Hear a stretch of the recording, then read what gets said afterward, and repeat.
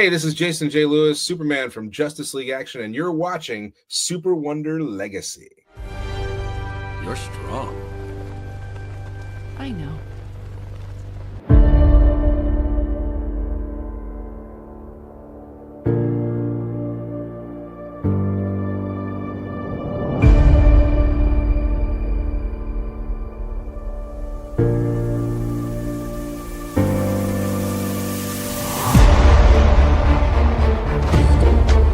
Are you a sight for sore eyes? It's nice to have someone who likes you for being you. It's okay. I've got you now. Just like in the movies. Welcome to SuperWonder Legacy. I am Jared, and I'm here with Britt. What's up, Britt? Hello, hello. And today we are comparing. All right, so this is the episode that Britt and I have been planning for a while, but it's like we never got the chance to do it. We're comparing Wonder Woman to Kratos. And, oh boy, hey, what's up, Parker? There were a lot of people that were like, how are you going to do that? And it was like, it's mostly that they both deal with Greek gods. But when you look into it, there's a lot here. It is, they just have different methods. That's all. Yeah, exactly. Diana is more innocent,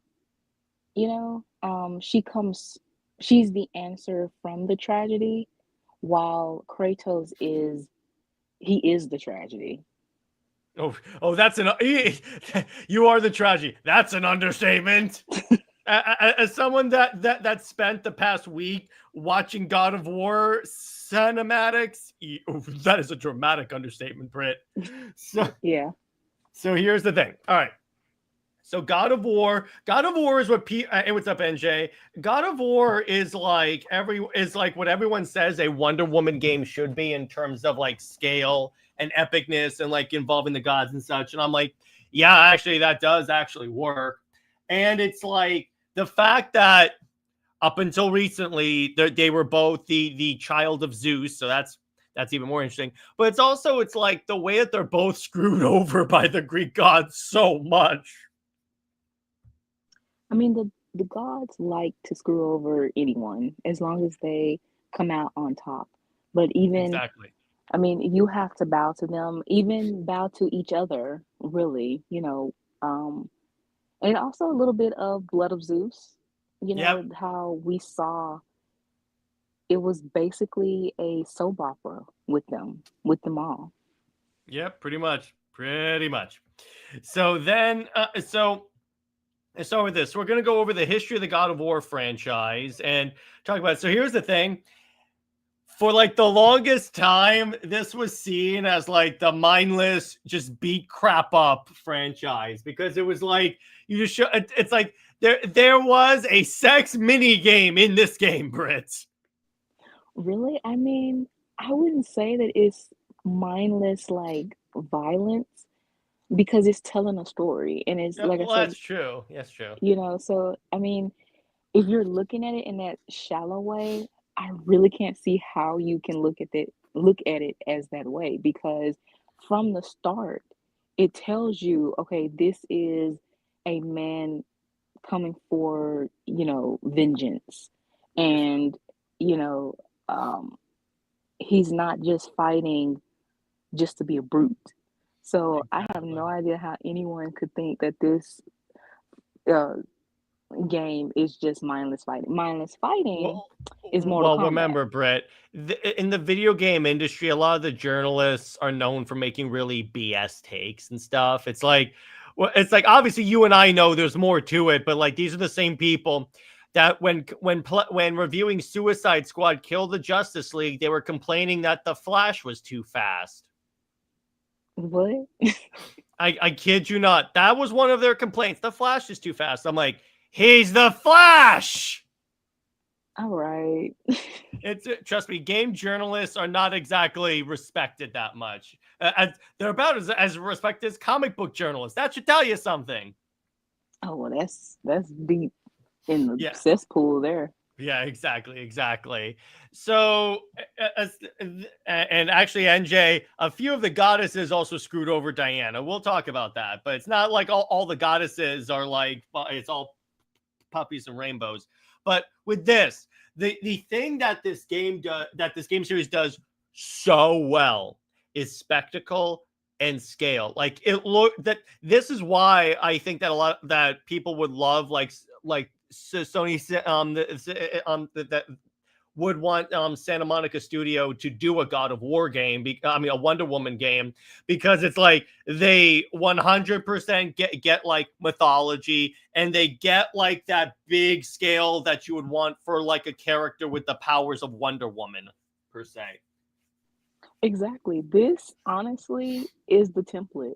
Like I said, take away that Diana, well, you're just switching that Diana is the answer to the tragedy. That's all. But you can have everything with God of War here. This is your main Wonder Woman template for sure. Yeah, exactly. So we're gonna start through the Greek mythology saga. Now, what's cool about this game starts, you don't know what Kratos did. All you see is like, it's one of those things where like when we first see him, he's about to throw himself off a cliff because apparently he's done something horrible. But I don't think we find out exactly what he did until a few games later, if I remember correctly. From the my brother had this, he downloaded it quite like 2 years ago actually, and from what I saw, it was at the beginning of here. Oh, at the beginning of the game. Maybe midways he was playing it, so he let me watch the cutscenes or whatever. So yeah, I would say that this pretty much out the gate tells you the story. Oh, okay, there you go. But it's like, yeah, this is the example of like the gods are. See, the one thing that like this game gets air quote wrong, but I get for game design, is that all of a sudden there's like multiple Medusas, multiple Minotaurs, and I get it because you need enemy variety. I get that, so it's like, all right, I'm fine with that. But it's like, I definitely again really with this type of story, and it's kind of funny when I was watching the cutscenes and the behind the scenes stuff, I see why people thought Absolute Wonder Woman was going to turn into this. That's the funny part. Yeah, but I would say that this is a better version of Injustice. Oh, this? Oh, hell yes. It's not that hard to be better than Injustice Wonder Woman, Britt. Let's be real. No, not just Wonder Woman, but Superman too. Because given Kratos what happens to him, he didn't go on a rampage I don't think he goes on a rampage with innocence. He is going on a rampage against the gods themselves. Well, you can kill innocent people in this game. I have seen that. Like what you could do is it's like one of the puzzles is solved by literally throwing an injured allied soldier into a meat grinder. Like, because you have to stop the gears. You're like, what grinds the gears more? Human flesh. Well, I mean, he was already injured. You just put him out of his misery, unfortunately. I guess. But yeah, so that's God of War 1. And I really have been getting into a lot of hack and slash games because I recently got really into Darksiders, and trust me, we will be doing an episode on Darksiders 3 being an absolute Wonder Woman game. Trust me, it's so good. But it's like it is particularly, again, it's like when you're fighting ginormous creatures, it's like that's, and like, spoiler alert for a slide later on in the presentation, that's kind of what this what Absolute Wonder Woman does have in common in this. And by NJ, no, I know, no, it wasn't people throwing themselves. It was in the Spartan tradition, if the baby was seen to have any deformities or malformities, it would be thrown from a cliff. That's just Sparta. That's just Sparta. You want to talk about eugenics, close fans? Look at Sparta. Exactly. Exactly. So then we get to God of War 2, and this is so this ends with you killing Ares, if I remember correctly, and then taking over as the God of War. So it's very similar to New 52 Wonder Woman, to the point where I'm like, was Azzarello a God of War fan and thought, oh, that's cool? I mean, at this time, um, within this time, it was a phenomenon to have, the Greek gods in everything. They were doing adaptation movies, Mhm. yeah, the in this video game became popular. So with New 52, um, the half planning of New 52 was The was pinky toe in a bottle cap of water planning? yes, that was early 2010. I I don't think it was within 2009. I don't think that, but early 2010, that is when like the peak of Greek mythology being everywhere. Mhm. So I wouldn't be surprised if God of War, this video game, was partially a inspiration for New 52 Wonder Woman. Would not be surprised. So then you get to, this is the game where, well, that escalated quickly. Zeus betrays Kratos because I think it was prophesized that Kratos is going to take out Zeus. So the way Zeus gets him is so Kratos is the god of war, and occasionally he ventures down to fight alongside his troops. So they're ransacking a city. The city activates an automaton, which is basically a giant robot, and Kratos needs more power to fight it. So Zeus sends him a god sword, and the god sword essentially strips Kratos of his powers unknowingly, and then it allows Zeus to depose him, if you will. And then this is where Kratos essentially goes, he essentially goes all Punisher and is like, screw you people. Now I'm going to be the only god. So he basically just redid, or, a full circle of the first story with the Titans and Zeus, Cronus Mm-hmm. and Yeah, Zeus. it's exactly. So you could say he released the Kraken. I had to. You can't give me this and not expect you to make that. So he was fighting the Colossus of Rhodes. Yeah, exactly. So it was the Colossus. He needed a sword to fight him, and then this is basically Zeus killing everyone, and pretty much no one is safe. The other thing is that in this you actually can fight like Hercules and stuff, and you know what's kind of funny, Britt, is speaking of all those Greek mythology movies, how many movies glorified Hercules, where if you look into what he did, well, actually, here's the thing. The actual story, Grant Morrison kind of twisted the truth, if you will. In the actual legend, he didn't intentionally go there and R-word the Amazons. What actually happened is, so he showed up, asked for the girdle. Hippolytus says, yes, I will give you the girdle, and let's have a party to celebrate unity. And then what happened is Hera, I think it was either Hera or Athena, disguised herself as an Amazon and sowed discord that the Amazons were going to kill Hercules. So they essentially started a war, and by this is the actual Greek mythology story, and this is how Hippolytus killed in the crossfire. Well, that was pretty much, I would say that Hippolyta's history with Hercules in DC is, I mean, that is the story. They twisted it a little bit, but I think Perez kept it that way, that Hercules was manipulated by Hera, I believe. Yeah, exactly. And that's the thing when people say, "Oh, he made Hercules fall in love with Hippolyta," and I go, when you look at the story, he wasn't in control. Like, he was being manipulated by someone. And plus even the actual story, R-wording someone did not factor in at all. It was mainly murdering.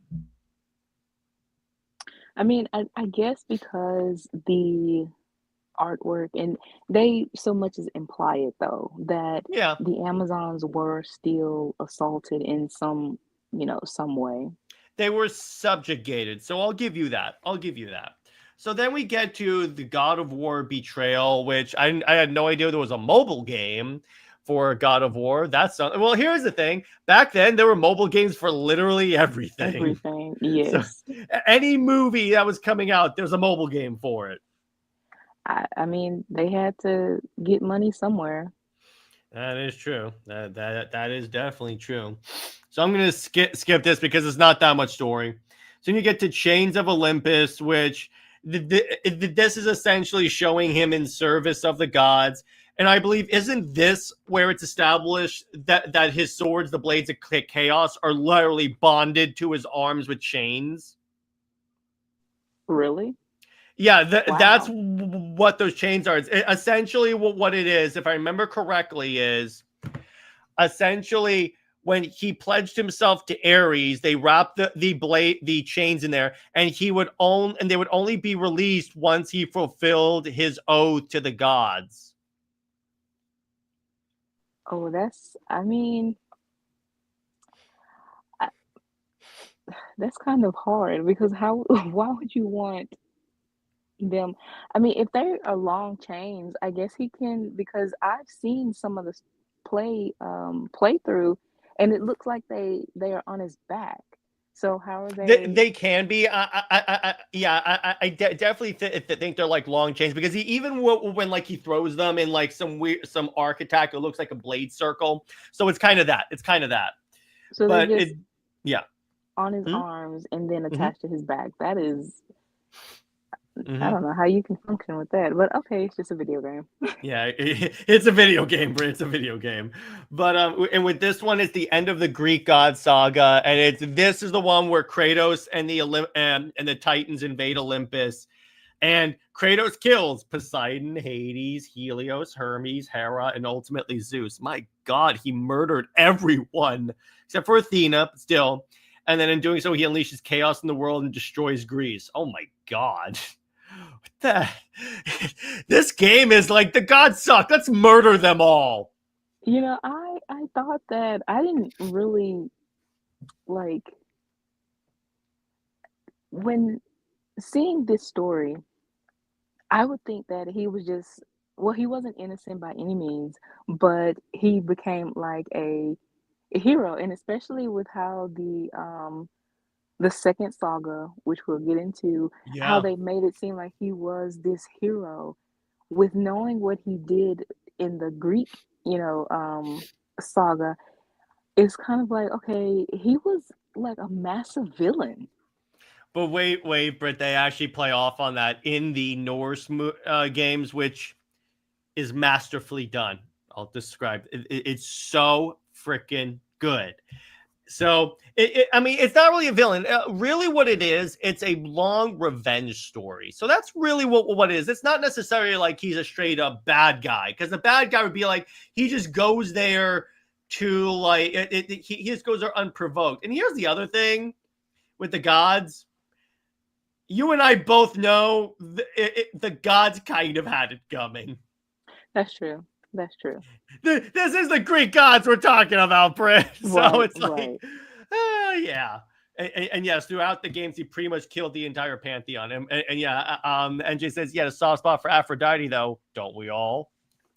So then you have Ghost of Sparta. And this game has a very interesting, like, startup. It shows that like everyone knows what Kratos did with like his family and such. So it's actually really cool about this in this game. So you're on a ship that's under attack, and you go and like find this prisoner that's like in like a cell, and this person says, "Oh, the Ghost of Sparta, let me die. I would rather die than be saved by you." Well, die. Yeah. Well, die. I'll be like, see ya. but yeah, and again, it's like here's the thing. Again, he wasn't a villain. It was more like he lost the one thing that like meant the most to him, and that was like his family. And if you take someone that has spent his entire life honing the art of violence, take away everything that he loves and holds dear, yeah, that's gonna happen. That's gonna not and turn out well for you. I mean, yeah, I get that. And as I said, when, doing the research and stuff, this is definitely how they got injustice, from Mm-hmm. Superman being manipulated, ended up killing Lois and then going on a rampage. But the thing is with this, the reason why I said he's a villain is because of the side stuff that he had to do. That's That was true. kind of like, that's a little bit unnecessary. You have a focus of getting your avenging your family, from the Okay, Britt, gods. that's what I meant earlier when this game is accused of being a dumb action game. Is what they mean is all that gratuity. Well, I mean, I mean, it's a rated R game, but it's it's not rated like M. it's really like the central point of the story. So it's It's like, not, but it's still like, I would take this storyline over Injustice. And the well, leave thing it on is, that. All that gratuity, you could take that as Kratos has killed so many people that he's grown numb to it. yeah, Which yeah, actually, I can't believe I'm going to say this. It makes Batman right, because in Under the Red Hood, when Jason talks about it's not about like I don't mean kill Penguin and Riddler and Two-Face. I just mean the Joker. And then Batman goes, it always starts with him. Then eventually, if you start once, it's the next kill starts to become easier and easier and easier. I mean, that is it. It has to be some type of mentality, like your Mm-hmm. strength of will, in a sense. If you can have that strong mind that this is your focus, it's not something um that you are just emotionally stunted or emotionally that detached. Exactly. By the way, so here's how you do injustice like this. Here's how you actually do injustice like Kratos. You turn Superman to Kratos. I can't believe I just said that sentence. Turn Superman to Kratos. My God. So here's what you do. You make it so instead of killing all of the instead of Superman never kills heroes, he just kills every single villain. And then the Greek gods show up in that saga. He fights the Greek gods and maybe makes them back off. He kills Darkseid and such. So you can kind of like, he only kills bad guys. Because that's the other thing about Kratos. The people he directly kills, as opposed to like those small little joke moments, are gods and monsters, to quote James Gunn. So it's like, they kind of had it coming. First off, quoting James Gunn. But Parker says, Kratos even says at the end of God of War 3, he says, "What have I become?"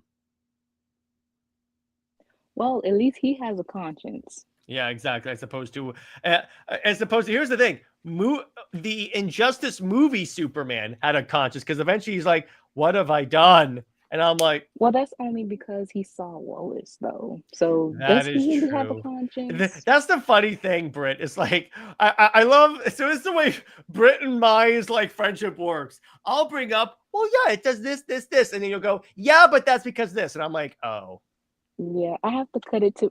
I'm sorry, but I'm a realist, so it's like it's all good. It's all good.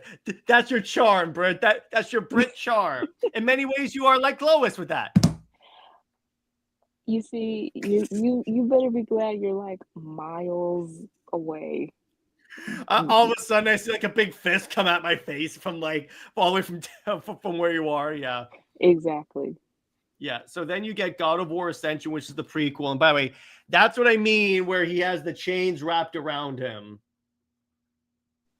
Okay. This is actually making me want to play this game. I really want to buy a PlayStation and play these games. I really do. You know, the way my brother does it, he's actually, I think he plays it on his computer. Oh yeah, they have emulation. I may have to look into that because I really want to play God of War. My God. And they have the Norse ones on PC as far as I know. And with PlayStation porting a lot of stuff over to Xbox, it's inevitable. But I really want to. But anyway, with this, it's essentially like the prequel game, and it shows everything that happened to Kratos. I think actually this is where it shows like what exactly Kratos did that like made him who he is, because this is the prequel game that leads into the first game. Oh, I see. So now, when you guys should play this game, they're amazing. Let me put it this way. Me, of all people, I run a comic book channel where my favorite superhero is like heavily tied to Greek mythology. I should play these games once. Anyway, I can't stream them because there's too many boobs, but I can still play them. But it's like, so here's the thing. By this point, Kratos was starting to be seen, and I'll get to here. Kratos was starting to be seen as like a one-note protagonist. Like he was only the I'm going to kill that thing and stuff. Even though it was more than that, but the general gaming community was starting to see him as too much of a one-note type of character. So what happened was, and they wanted to like bring Kratos back, but they're like, how do we do something new with Kratos? So the game like director Corey Barlog, he had just become a father, and he was talking about how much that changed him. So he goes, what if we give Kratos a kid and see how that like changes him and make him kind of have to be more human in order to be a father. The way Corey described it is the way of like the son teaches Kratos how to be human, and Kratos teaches his son how to be a god. I mean, that is so much better than, again, I guess you can actually compare this to Superman, because they wanted to have, well, John existence is for Damien, but you know, that was a motivation that I think Jerkins has a son, Tomasi. He had, at that time, I think he was 13. So he definitely had his son as inspiration for John, writing John and Super Sons. And now, of course, you have Tom King, you know, writing Lizzie for his daughter. I was So about to bring that up. yeah, so I mean, a kid can be a different avenue of exploring the character, but it has to make sense and it has to not be annoying. It has to be Um, organic, in other words, which Tom right, King is incapable of doing. right. I would say both Lizzie and John are bad examples of this, but it seems that this game, you know, with Oh, this was ultra to the point where it won Game of the Year, which is the right, I equivalent saw that. of like Best Picture for like the Oscars. Even though this actually means something. Now, here's what this did, Britt. Here's the great story beat for this entire game. Kratos never told his son. Hey, what's up, Sean Franklin? Kratos never told his son his past because he doesn't want the son to turn into him. And it's like that's the thing. The only person that knew who Kratos was his wife. That's it. He does this whole game. He doesn't want his son to turn into Kratos, and Kratos also doesn't think he can change and be human. Essentially, it's like the whole thing. It's like at one point the son and Kratos are having an argument, and Atreus, his son, says, "You're not a monster," and then Kratos goes, "That is exactly what I am." And Oh, it gets better, Britt. So here's the thing. So the Blades of Chaos are kind of important to Kratos, and they're memories of his old life, the trauma that he endured. So when you see Kratos, he doesn't have the Blades of Chaos. His arms are wrapped up in bandages because he had like removed them forcibly, so he doesn't have to like wear them anymore. So Atreus is sick, and Kratos has to go to a specific realm to get essentially help his son. and his frost axe won't work. He needs something new. So Kratos goes back goes back home and takes out the blades of chaos. Again, the memories of like who he is, of like who he used to be, who he's trying to escape. He is willingly opening up that scab because the blades of chaos are the only chance his son has. And that is how you do stakes. And exactly. And then as he's putting them on, either an apparition of Athena or Athena herself shows up and goes, "You're never going to change. You will always only be a monster." And then Kratos says, "I know, but I'm done being your monster." And I'm like, oh, God. You know, again, the gods are the worst. I And know. it's so funny how even Athena is bad too, and Mhm. if not worse. You know, she's supposed to be the goddess of wisdom, Well, remember, but Athena is the reason why a priestess turned into Medusa. Medusa, right? But at the same time, no one actually talks about that story. You know, they don't really emphasize that it is Athena's fault. She's glorified, and I do fault the way DC has glorified the gods, at least, you know, Athena for Diana too, Mhm. because it's like at least give some type of conflict, I would say. You know, Hera, we see her as the evil stepmother, or well, not stepmother, maybe. Well, yeah, definitely not now that like the clay origin is back to being canon. Well, even if so, I would think that DC would still have Hera as this like evil mother, though, mother goddess or something. And with Aphrodite, Aphrodite is just there, honestly, Mhm. for me. NJ says that was the fake Roman version, actually. Oh, you mean the one that was talking to Kratos? All right, but it's like the point is, it's like my point being is like that's the best part. He goes, "Yeah, I'm never going to be able to take back what I did," and then this is halfway in the game, by the way. This is not near the end. This is halfway. He finally tells his son what happened. He talks about how he killed his father, Zeus, and he essentially tells Kratos, "Hey, it's they essentially tell Kratos that we're going to try together to not be victims of our past." NJ, actually, according to actual Greek mythology, that's what happened. So it's not. It wasn't the fake Roman version of Athena. It's that version. But yeah, and then and then Kratos ends up killing Balder, who is like Freya's son, and this is when Freya like swears vengeance on Kratos, not because Kratos killed her son, but because he took the choice away from Freya on whether she was going to kill her son or let the son kill her. And then this carries into the next game. That's just petty. Yeah, I know. It's the gods, Britt. Are you really that surprised? Not at all. But yeah, but it's like, again, with this game, it's like, it's one of the, it's so, this is the one I know the most because I've watched the documentary about it like a dozen times because I find that stuff interesting.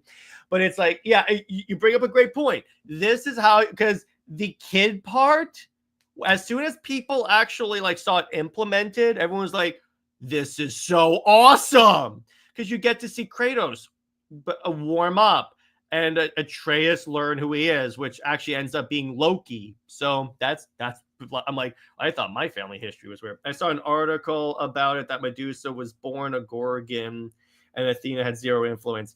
Yeah, but again, here's the thing, NJ. With Greek mythology, much like comics, there are many different versions of the same story. And the one that I've at least seen, and the one that's generally circulated, is that Athena turned a priestess into a Gorgon because she was either R-worded by Poseidon or willingly had sex with Poseidon. It was that she was R-worded, but the thing is, she asked for Athena's help, Yeah, oh and yeah. what happened? It was within her temple, so she felt like with that she tainted the temple, and so she ended up cursed, which is honestly kind of like, why would you curse her and not curse the men? Maybe she doesn't have the power to curse a god, particularly one of the big three, because it's like Poseidon, Zeus, and Hades were like the three. They're essentially the Trinity of the Greek gods. So it's like it could be they're like ridiculously more powerful than her, but still, yeah, I get it. It's really like it's really weird. Very weird.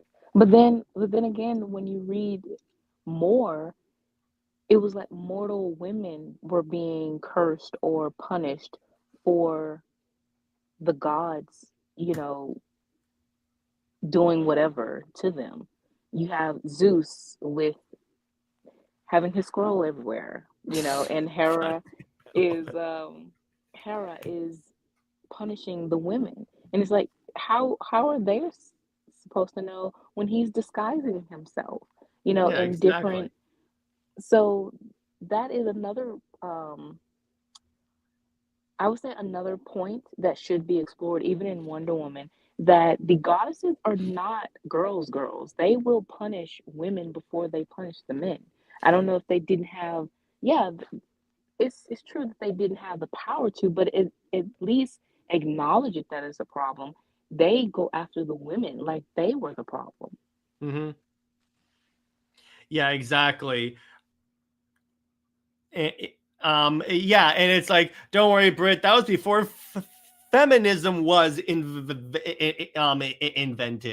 So then you get to God of War Ragnarok, which was the highly anticipated sequel to this. And this theme is, so Atreus is like growing up, and eventually he's going to leave the home. But Kratos has recognized that like Atreus has like been a very positive influence on his life. So he goes, what am I?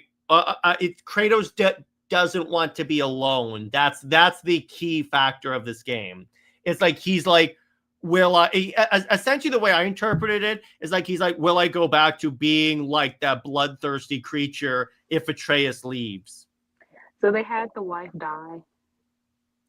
Oh yeah, the wife died off screen, and then the father-son bonding in the first game is that she wanted her ashes to be spread on the highest peak in the realm, so that's the journey. And then here we get to see flashbacks of like Kratos and his wife, and essentially you see where Kratos started off, where like we're like he would. See, the thing about Kratos is that, remember, he's a Spartan. He's a very practical guy. He's a very combat-focused guy. And because that's how he was taught how to be a man and how to be a warrior. And what this essentially was, his whole journey with Atreus, is basically like an NJ, again, oh, yes, they did. Yes, they did. They did hurt people. I don't know where you're getting that. They definitely did hurt women. Like, particularly, I mean, it's canon and absolute that Athena turned Medusa into a Gorgon. So, anyway, it definitely, yes, they did, NJ. But anyway, but it's like, where was I? I'm sorry. You were talking about the wife and their flashbacks. Oh yeah, it was you see that, like, here's the thing. Yes, Kratos starts off and he's not the best father, but that's just because he's applying the principles that his father taught him as a Spartan. And obviously this is kind of a culture shock of like, how do I raise my son right? It's so he doesn't turn into me, because this whole thing, he does not want his son to turn into him. And he keeps and that's the other reason why he tells his son, stay away from the gods, they are trouble. I mean, I wouldn't be wanting to be taught by Zeus in the first place. Yeah, exactly. It'll show me, and this is how you lay your scroll everywhere. And I'm like, oh god. So yeah, so that's Ragnarok, and actually, what's kind of cool. I think this what was a DLC called Valhalla, where you essentially see like I believe it was the end of Kratos' life, and he reflects back on his entire journey, including like all the other games, so you see how far he's come. But yeah, these were the games that, like, for lack of a better term, Britt, humanized Kratos. Well, that is pretty good. I mean, at least he's trying to rectify everything. It's showing that he made mistakes and learning from them. Yeah, exactly. And by the way, Sean, yeah, I did see that. Like, by the way, Jason Momoa is currently the front runner to play Kratos in the God of War TV show. I can see that. I mean, I can see it. He's definitely going to Momoa it, though. I don't think you can do that, because here's the thing with this is the one character where you can't have him go woohoo. No, but it's just what was the character? He was But you are sounding very muffled right now. okay, hold on.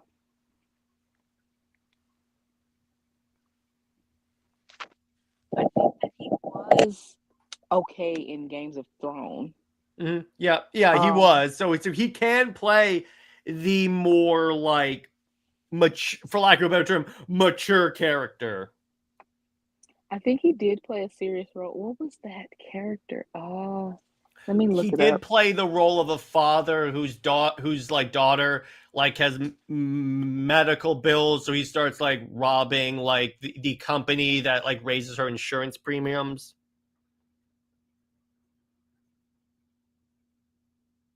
Let me see what type of he played Chief of War. Yeah, he has played serious roles before. It's just the ones that everyone sees are the like woohoo roles. True. Exactly. So He yeah, did play Conan. he did play, and he actually played a pretty good Conan. So Britt, so what do you think of the God of War games now that we've gone through roughly the stories? Like I said, it has a story. It's not just mindless killing or whatever like you would see with Injustice or Mortal Kombat. That is the difference I see with NetherRealms. Is just that's all it is gory, how can we make these killings as graphic as possible, basically. Yeah, exactly. And here's the thing. Greek mythology is full of like graphic death and violence. That's why it doesn't really bother me. So I'm like, have you seen this? And NJ, no. Here's the thing. Mythologically accurate Thor is the one in the God of War games, not the Marvel version of Thor. He is not a hero. No.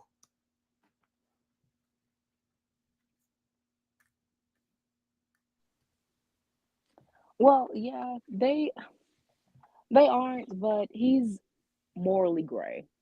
Yeah, I would say that. I would say morally gray. Yeah, exactly. So yeah, and now personally for me, my favorite God of War story is the 2018 game, which I'm going to try and get on my if my laptop will run it. But I am going to try and play that game specifically because I really want to. But Britt, which of these do you think is your favorite of the ones you've heard or like seen or played or something like that? Well, going off, it's always the first one because it tells you the beginning of the story, Yeah, to how you get invested in it.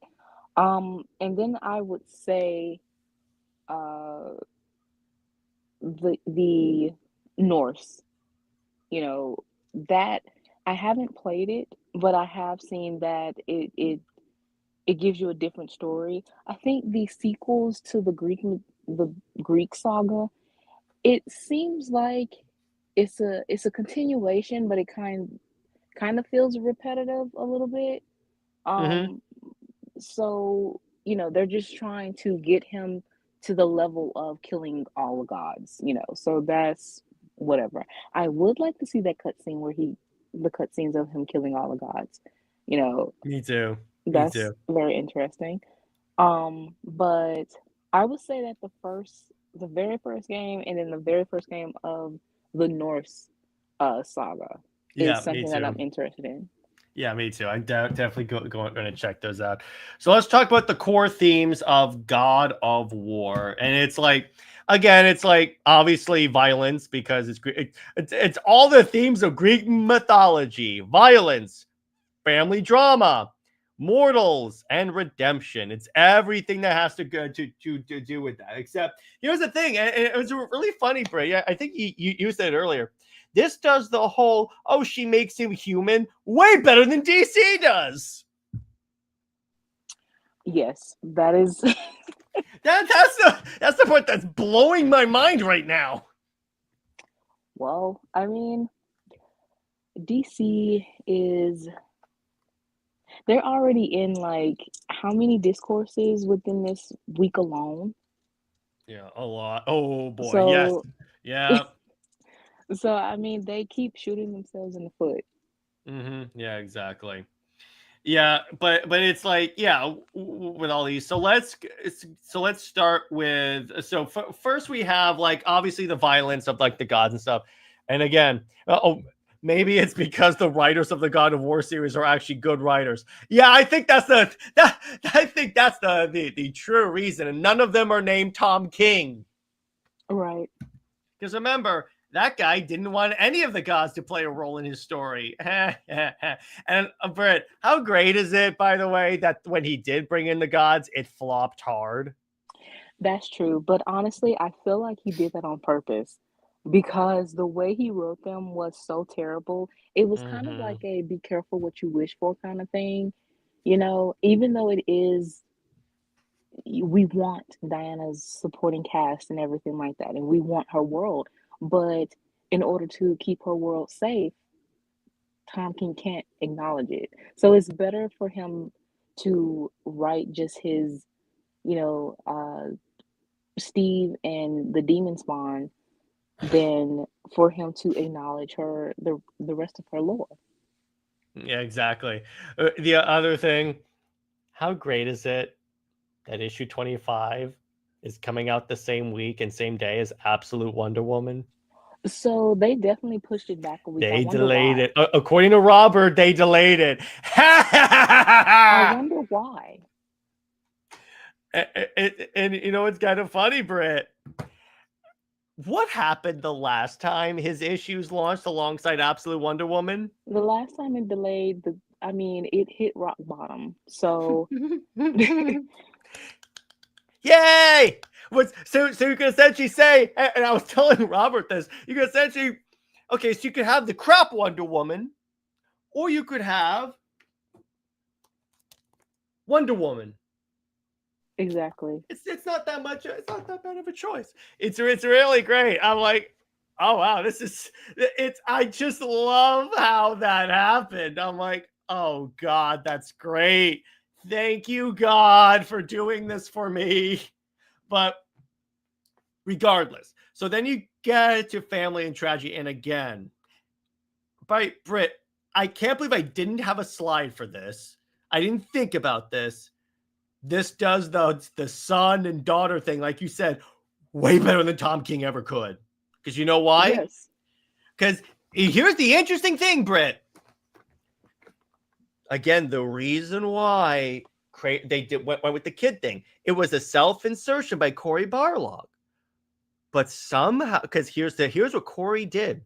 The story is how would having a kid, it's a Kratos story with a kid. It's not like the kid and Atreus makes mistakes and stuff, but the issue with like Trinity is too much like she's perfect. Atreus is not like an a-hole like a certain kid, and it's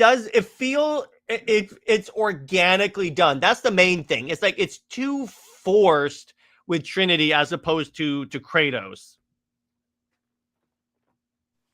Because Trinity first was not created for Diana in the first place. Even if you have a self-insertion, like I said, none of the Trinity kids are created for the Trinity. Well, except Batman. Batman and Robin. They wanted a biological Robin. You know, that's it, to be different like that. So that makes sense.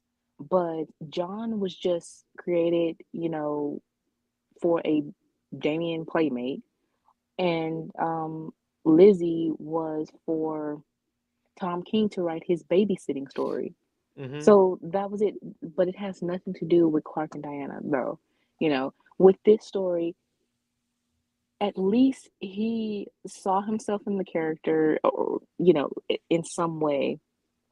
As you said, he became a dad, and it felt like, you know what, I'm going to put this story out. And it's more genuine that way, because telling stories, you are sharing somewhat of your experiences.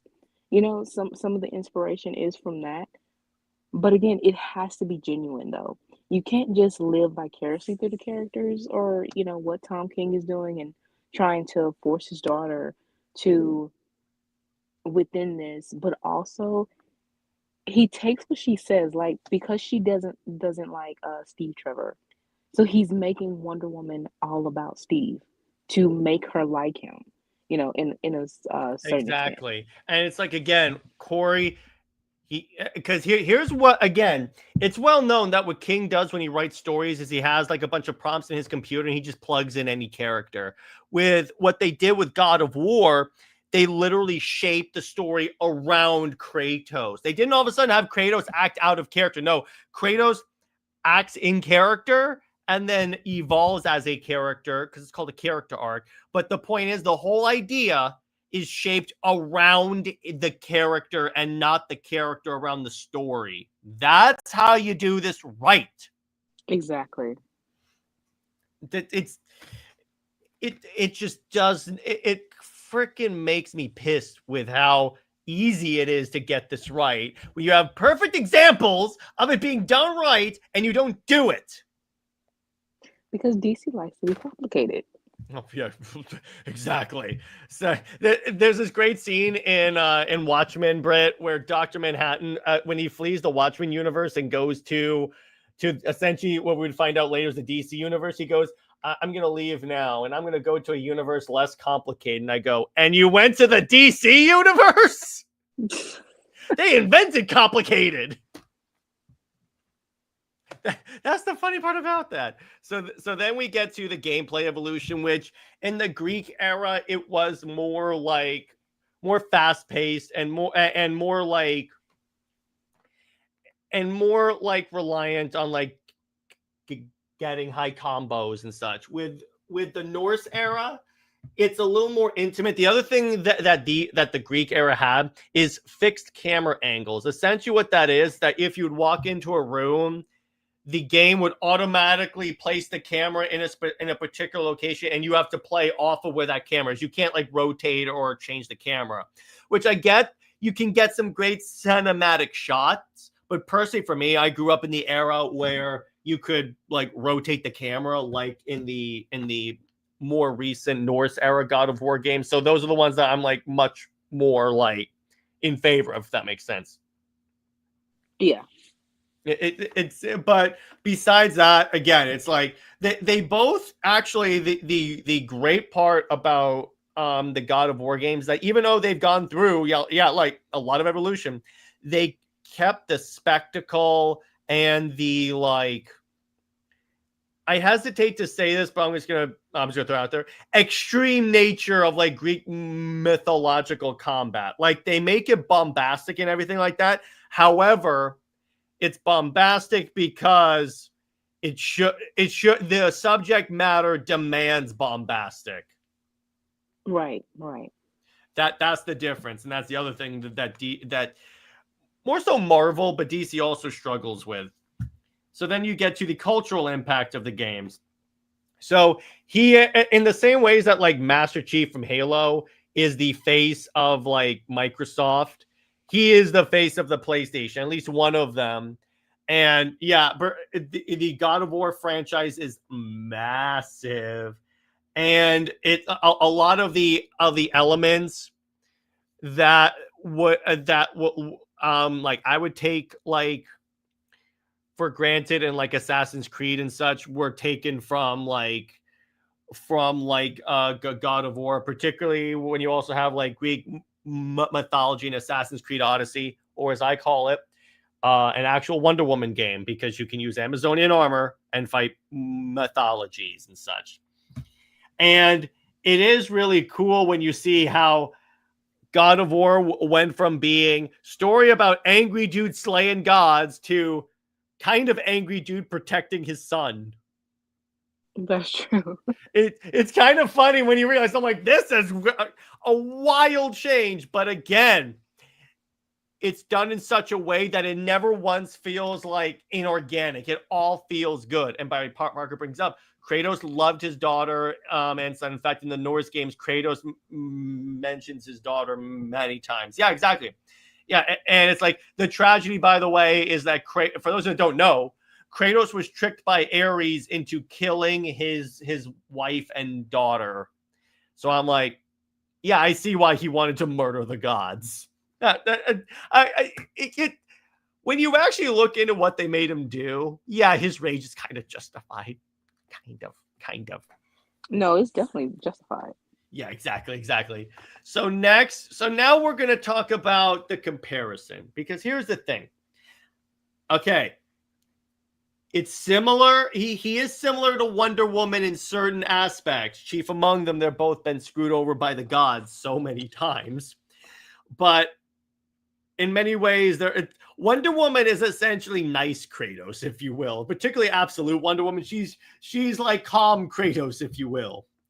But obviously, they're both like mythological characters. Now, NJ has brought up that, like, for the most part, the DC gods are pretty chill compared to they are in, like, for one thing, actual mythology, or in this. But it is kind of funny, Britt. There was a storyline in like Rebirth where it was basically Wonder Woman has to find the other children of Zeus, and there's like a lot of characters. So it's like, oh, so nice to know it's a multiversal constant that Zeus is a manho. I told you he laid his girls everywhere. God damn. Okay, I gotta tell this story. So Britt said that, like, I think it was the Blood of Zeus episode, and someone put in the comments that they were laughing their ass off the minute she said that. And then I brought that up to Britt, and she goes, "Wait, I said laying his scroll?" Because in the moment, I'm trying to find a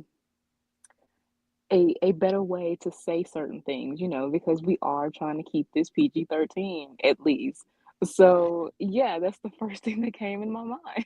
Laying his scroll. That's such a good way to say it. But it's like, the thing about Wonder Woman is, like, even so you could still say she's the children of the gods. Here's why. Because if you're going off of the clay origin, the gods give her like life essentially. And so does Zeus. So either way, she is a child of the gods. It's just she's less of a direct child, if that makes sense. Exactly. And I mean, that is what makes Diana unique, is if she's the child of multiple gods, given that, she has this unlimited power. And that is the one thing that I can't believe DC has not really explored too, that Diana is blessed by multiple gods. Oh, darling. When I did the video on how powerful Wonder Woman is, when you look at the stuff this woman has done, like, it's like, how does anyone beat her in combat? It's like even with absolute power, Hmm. when they were doing the stats, and she's at 95, but Superman is at 100, and it's kind of like, why couldn't you give her those last five? When Santa has more power than Wonder Woman. Like what? Yeah, I'm You like, you no.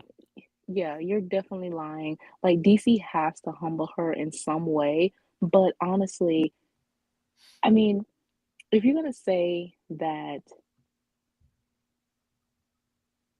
the gods are supposed to be all powerful, and if Diana can't be Doomsday, you know, or whatever, it's kind of like it doesn't make sense, with her role gallery, and if she is being, with the gods, going back and forth with them. I just can't, I don't want her, overpowered, but fighting Doomsday, fighting Darkseid, it should come, you know, to her easily. Exactly. Exactly. And remember, she did fight a Doomsday infected Superman. I mean, yeah, but I'm talking about real Doomsday. She is okay. So here's the story on that. So, and two things. This is one of the many reasons why the Death of Superman animated movie royally sucks.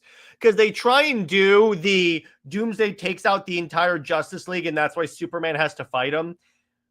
But either they forgot or they ignored the fact that the reason why that happened in the comics is because the Justice League at that time royally sucked. Like Guy Exactly. Gardner, Booster Gold, Fire, Ice. But the one in this is the one that could actually beat Doomsday. So I'm like, I what? mean, so are you telling me that Doomsday is stronger than Darkseid? Exactly. Doomsday did fight Darkseid, and they had to bring in Superman to fight him. But it's like, then they had to do a storyline where Doomsday all of a sudden was intelligent because Brainiac was piloting his body. But that one beat the entire Justice League. Now you could justify it by saying that by beat the entire Justice League. I'm talking about the Grant Morrison League, the one that everyone thinks of. But you could justify it by saying it had Doomsday's like brawn and Brainiac's brains. You could kind of, I guess, go off of that. It's still stupid. And I'm like, here's the thing.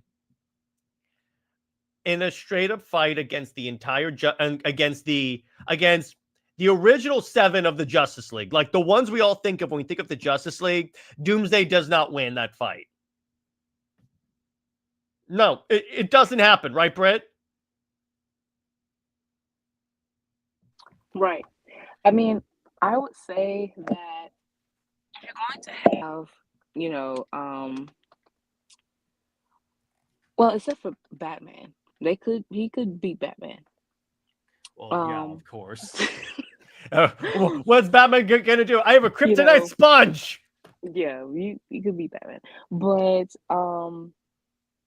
if you have two Green Lanterns, Hal and John, um, yeah, Superman, I would say that Superman, he's the weakest link for some Here's the thing: reason. Superman and Wonder Woman at the same time against Doomsday. No. Okay, no, he definitely, that's something. Hawk Girl, mm, hmm, I don't know I don't think her. the Hawks can. See, here's the thing: the Hawks, because they get hit because they're still like, it's not like they're like particularly invulnerable. That's the difference. The mace, yeah, that kind of helps. Martian Manhunter, I think, could shut down Doomsday, but it's like if you put Doomsday in a fight against Superman and Wonder Woman, like even in the Snyder cut, that makes sense. Like even Wonder Woman slices off Doomsday's goddamn arm. Yeah, both of them together, of course. Doomsday should, you know, not have a chance. And that's the thing. With Death of Superman, the animated movie, and Contrived. to very contrived. And Tomasi admitted it, saying that, Diana could take him on, but because of, plot reasons of the movie, she had to she had to lose, which No. You couldn't do something new with you could still have Superman die at the end. You can't have it where like, hey, we always do the adaptation of Death of Superman this way.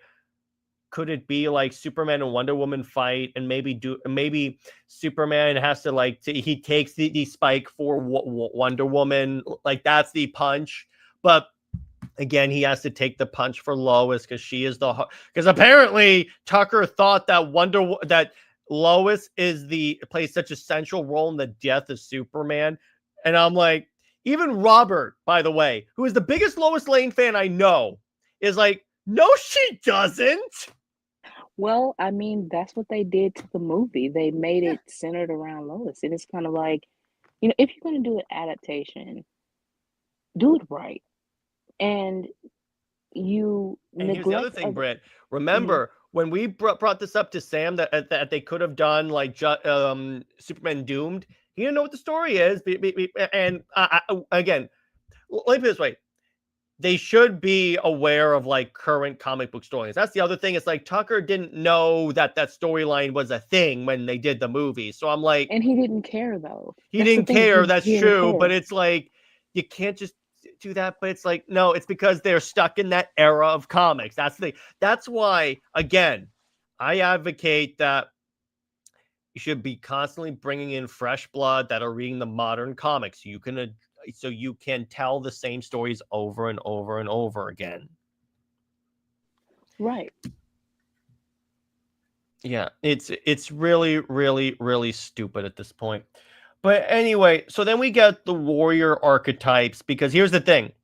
Diana is a warrior. Some writers go way too far in that direction. That's what we all thought Absolute Wonder Woman was going to turn into. Boy, were we wrong. But that's part of her thing. So that's the other part where I see some Wonder Woman fans want her to like abandon the sword and the shield because she's not a warrior. And I go, she comes from a warrior culture. What do you mean she's not a warrior? Yeah, and as I always say, being a warrior of peace, it's just a word. Anyone that tells you that's a contradiction doesn't know the character. Exactly. It's just a word in a sense. You're not going to say, well, you can say fighter of peace, but that doesn't really sound, again, catchy. You could go off of the fact that George Washington, here's the thing, because we know that like Tom King loves to glaze American history. Didn't George Washington say the best way to prevent war, or to ensure peace is to prepare for war? War has to be part of this. I mean, there is the whole power balance of war and peace. Yeah. Exactly. So I'm like, that's the part that really blows my mind, is that Tom King is like pushing patriotism on people through a book where it doesn't belong. But the one time where it would be organic, he doesn't do that. And I'm like, you're really killing me, Tom. There's a reason why I dropped this book. By the way, Wonder Woman, I want to tell this to all the people in the chat and to you, Britt. Wonder Woman was the very first book I ever dropped. Really? I had never dropped a comic book before. I guess not even the Rebirth books? Because I was only reading trades at that point. It was when I got into comics like recently. Like I've been collecting single issues for like 1.5 to 2 years. Because I have all my Rebirth trades, and they're actually on a special shelf that I call the Shelf of Shame. So it's like I have Death of Superman. I have my one trade of Tom King's Wonder Woman. I have I have Immortal Beloved there. I have every single. It's like my box of bullshit I have. That's like all the Tom King Wonder Woman issues and like some Superman, all these Superwoman issues. But it's for my trades. Honestly, that sounds like torture. Yeah, I know. It's like here's the thing with the Superman. I was reading it. Have you walk a shame with comics? Yeah, Exactly. Parker. That's pretty much what that is. Oh my gosh, that's so good. I love it. And then, so we have the other part that like Kratos is so similar to Wonder Woman is like they both struggle with like the legacy of the gods. Wonder Woman even more so if she is the daughter of Zeus, but even if she is just like the champ, because yes, she's the champion of the Amazons, but correct me if I'm wrong, Britt, isn't also part of the deal is she is the champion of the gods as well?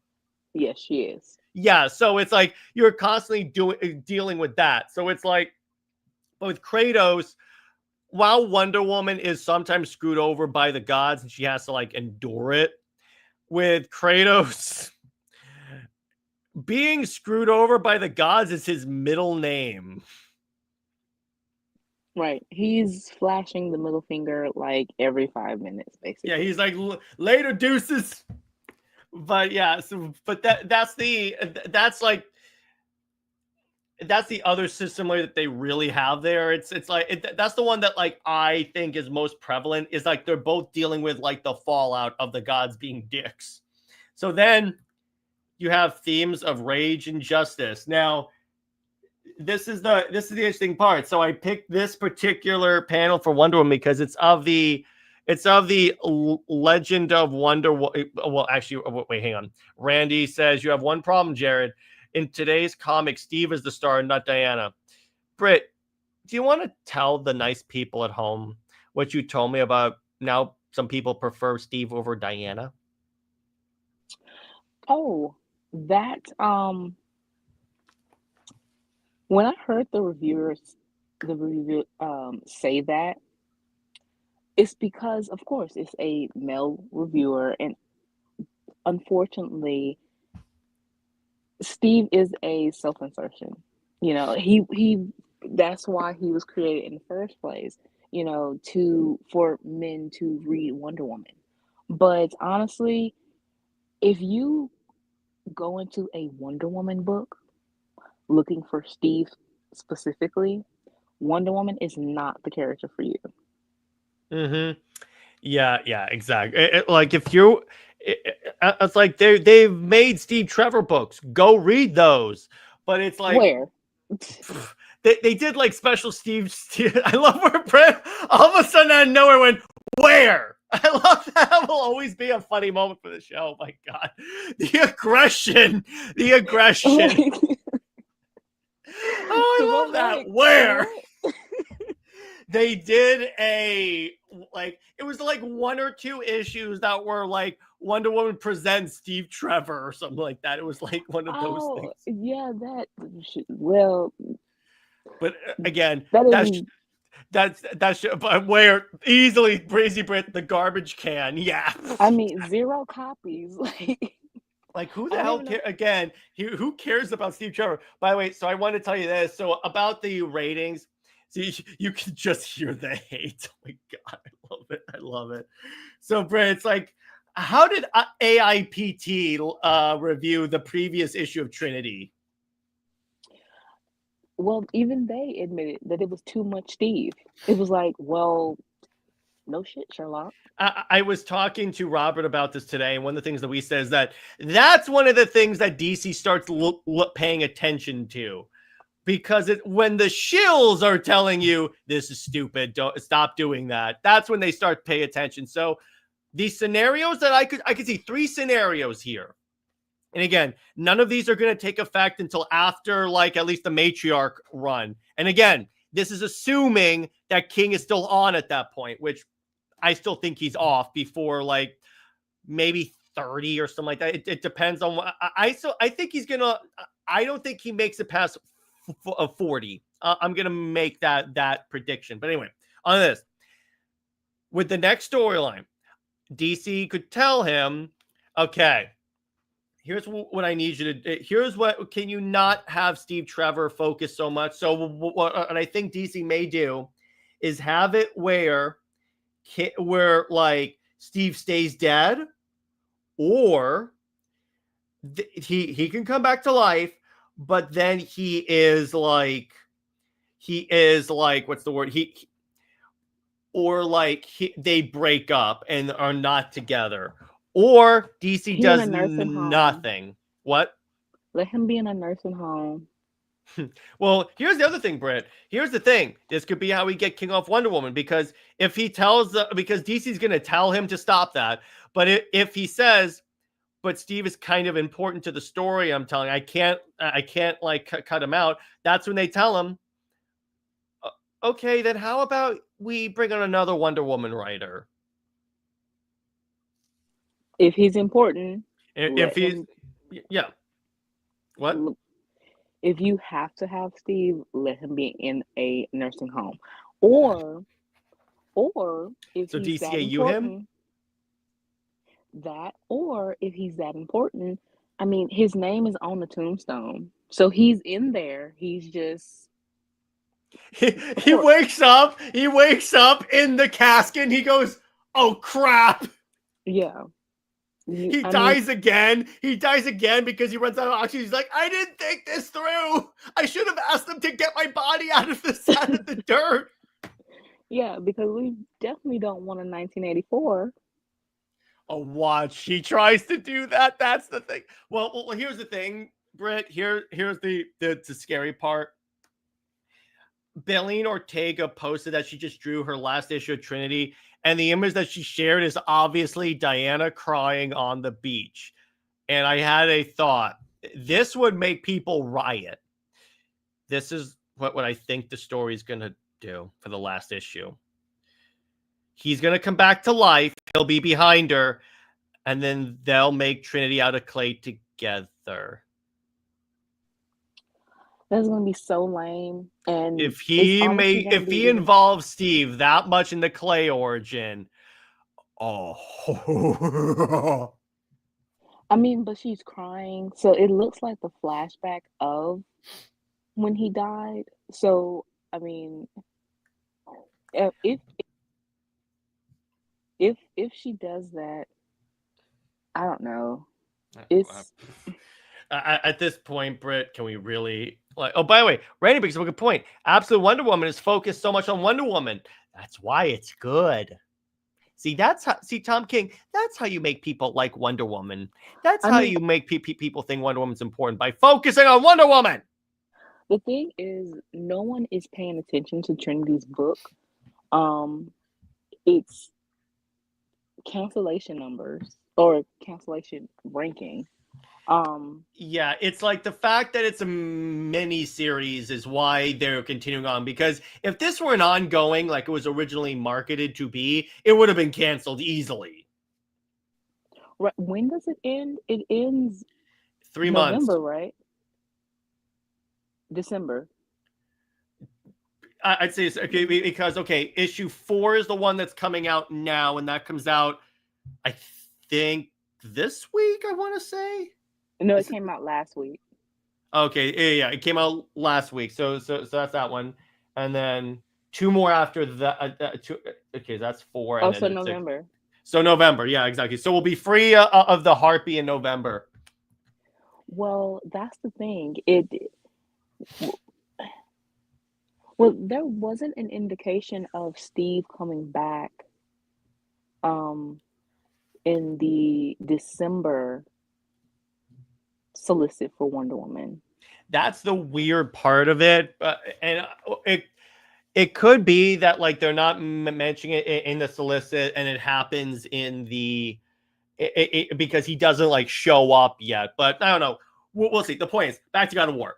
So it's like with one. See, this is the part where they radically differ, because actually no, they don't radically differ, because in the Norse games, Kratos is more of like controlling his temper and trying to be a good father. So they both.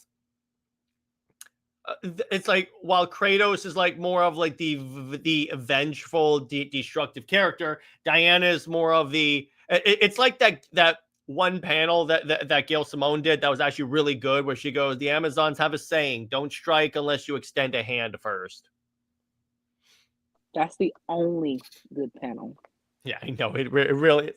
Except for that whole thing, or like we see the girls are Wonder Woman fans, but Yeah, there's not a lot of good stuff in that run, but the point is that's kind of like it, and it's like you bring up a good point. They both do deal with like injustices in their own way.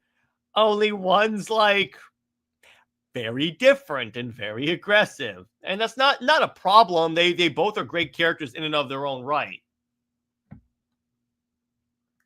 Exactly. I mean, I would say that now with the comparison with saying Diana is female Kratos, honestly, it's kind of like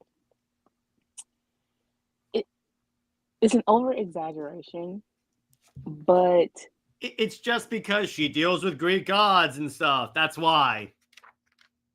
I mean, New 52 was not Kratos at all. She, even with being the god of war, she still was not that. Injustice, I would say that that's more so an insult to Kratos than, you know, than saying that injustice, Diana is Kratos. No. Yeah, because Kratos isn't evil. That's the difference. Yeah, so just that whole thing is misused for me. Exactly. So then we get to the differences between the two characters, and I think I picked the best image for this because yeah, Kratos is more on wrath, and Wonder Woman is more of the like trying to, for lack of a better term, trying to save the world with love.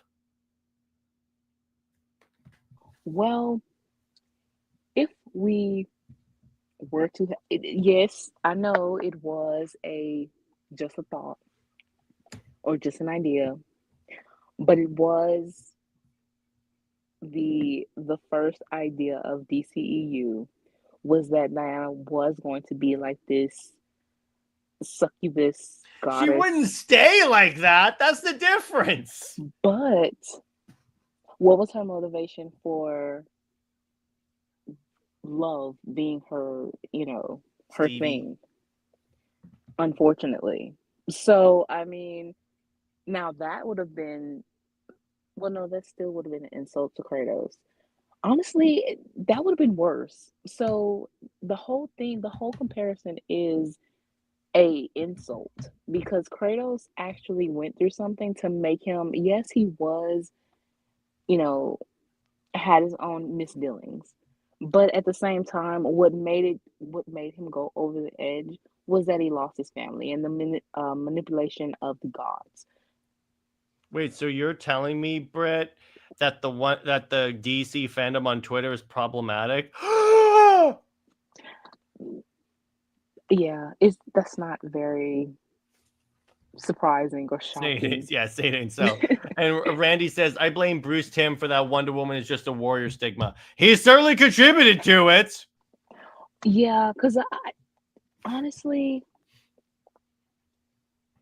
even Kingdom Come, Diana, that she wasn't even a warmonger there. DC has taken that and ran with it, especially Wade for some reason. But she wasn't, and I don't like the revisionist history of that. I would say, well, damn, they got so many crises. What was it? Identity Crisis, I think. I think you're thinking of Infinite Crisis, where she almost kills Mongol. Okay, that one. It's DC's fault for having two crises that start with I. Exactly, I get them mixed up. But that scene there is where, first of all, she had the sword, and second, yeah, she was willing to kill Mongol at that very moment. So, for one, the whole sword thing was emphasized in post-crisis, so you can't blame New 52 for that. And her downfall of just being a warrior was post-crisis. Also, when they talk about Wonder Woman should only use the lasso, Britt, Wasn't Rucka the one that had Wonder Woman show up with like a sword, with like a spear and a shield for her to fight Medusa? Yes, yes, she was. Um, the way that story is, though, for me, it would have been something so much more profound if not for Rucka making Diana so snooty acting and the balance between the ambassador and the warrior. It did start to blur a little bit, and you have this moment where she he wants her to be a femme fatale, and I think that's the problem too, that fans are now thinking of her as that's what she should be. It doesn't And help, as NJ brings up, that Wade had Diana punch Superman in the face for wanting to save Lex Luthor. yeah, that was definitely just conflict for the sake of conflict, or for the fact of an action scene, between them, because any other time Wade has written Clark and Diana having an argument, they've never done that. So I think that someone just wanted to draw a fight, or he just wanted to write a fight. But honestly, the artwork was so jarring that it really just it was unnecessary. Yeah, exactly. It really is unnecessary. So then you get to their relationship with power. And then this is why I have that quote, because it's like Diana doesn't like to use her power. Because again, we always say that like Diana will try to find a way out of a fight first. Doesn't mean she's not going to be, doesn't mean she's a pacifist, because some people think that that makes her a pacifist, even though they're wrong. But it's like, as opposed to Kratos, who is very quick to violence. So that's like a very key difference between the two. And it's the difference that a lot of creatives like Injustice and like Mark Waid downplay severely. I honestly just think that Mark Waid, and especially with what he said, as far as he's purposely writing characters out of character, because his own petty, feelings of politics and stuff. So, but I mean, to act that way, and you're throwing, the greatest. Well, she should be the greatest female character, superhero. She Um, is. She's just not treated as such. right. To throw her under the bus, for whatever reason, is uncalled for. And Diana, she always gets the short end of the stick because they just can't handle her. We already, said multiple times, Tomasi admitted it, saying that she's intimidating, that she demands the spotlight. So what it feels like are these writers wanting to humble her. And she doesn't need that. Yeah, exactly. But your big, it's like I just love all those creators that say that Wonder Woman's hard to write, and I go, she's not. You just have to know the character and understand and like the character. So don't tell me that like, oh, this character's so hard. She's not hard at all. I mean, she is complex, you know. I mean, every character should be her work, but and maybe it's because I'm a woman and I understand, I would understand a female character, but she just, with anyone, she isn't that hard to write. If you have that investment, if you have know her story, and I would say that you also have to know the Amazon story, and Hmm. specifically Hippolyta. If you understand what her journey and what she went through, and her reasoning of wanting a child, the reasoning for Diana's birth, then even that comes easier to writing her story, the motivation, and pretty much the backbone and the heart of the story. Hmm. Yeah, exactly. So then we get to the legacy of Zeus, because here's the thing. Zeus is very central to Diana's life, even if she's not like his daughter, because it's like Zeus was one of the Zeus. You can make the argument that Zeus helped like create Diana. Zeus like created the island of Themyscira for her. So Zeus is still like a figure in her life. Here's the thing. The Zeus in God of War makes DC Zeus look like the most righteous man in the world. He makes Zeus look like Jesus freaking Christ. The Zeus in God of War is a dick. I love where all of a sudden I get silence and all of a sudden just Britt laughing. I mean, yeah, when you think about it, they're both not good guys, but let's compare the two, shall we? I mean, as a Zeus for Diana, she was his favorite though. Like that's the thing. True. She was definitely like, if you want to say in the terms of him being a girl dad or something, but he was a deadbeat still. Mm-hmm. And her being a quote unquote daddy's girl, that was definitely the dynamic that Azarello was trying to kind of play with or whatever. Exactly. But NJ brings up, well, Disney Zeus was a nice guy. Yeah, because Disney is not going to have. So, okay, so what should we have in our cartoon about Zeus? Let's have him lay a scroll everywhere.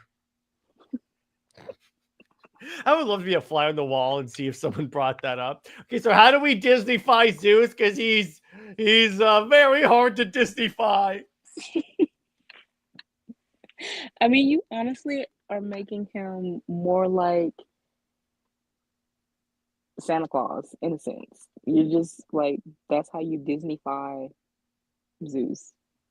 So, I mean, he already looked like him. He just looked like a muscular Claus. But or he looked just like an old man. But New 52 Zeus, I mean, the way he was drawn, he was definitely drawn to be beefcakey. And and again, I will never not like the image of Zeus with dreadlocks. Like, I'm sorry. Hang on. I have that picture here. That is the most badass look for Zeus ever. Exactly. Zeus with dreadlocks is something, but yeah, his relationship with Diana, she was definitely supposed to be a favorite. And which is weird because in Perez's version, that he wasn't her father. He, knowing how powerful Diana was, he did want to, force himself on her in a sense, or actually do it. And it was until Hera pulled him back from that. But I guess that's really what makes it weird that now in New 52 he was her father, because it just, Perez, the post-crisis, you have this where Zeus was innocent lusting after Diana, which is very weird too. Luckily that's not canon anymore. Well, luckily that's not canon, but the fact that Perez, his whole run and template for Diana is before you say that, it's not decanonized. Once she gets to obviously she meets Julia and Vanessa, Silver Swan is still a character. I mean, it's not the way Perez wrote her though. The way I kind of took it is like the broad strokes are year one, but a lot of it is the Perez stuff, because a lot of the Perez stuff is kind of repeated in the Wade stuff, because they weren't gonna make Zeus an old. That would be hilarious if Wade made Steve an old man and not in love with Diana, and then all of a sudden the king one, he's like, oh yeah, screw you, king.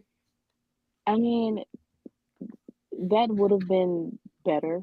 It would have been awesome. It would have been, because it's one of those things of playing of two comic book writers playing chicken. Who's gonna blink first?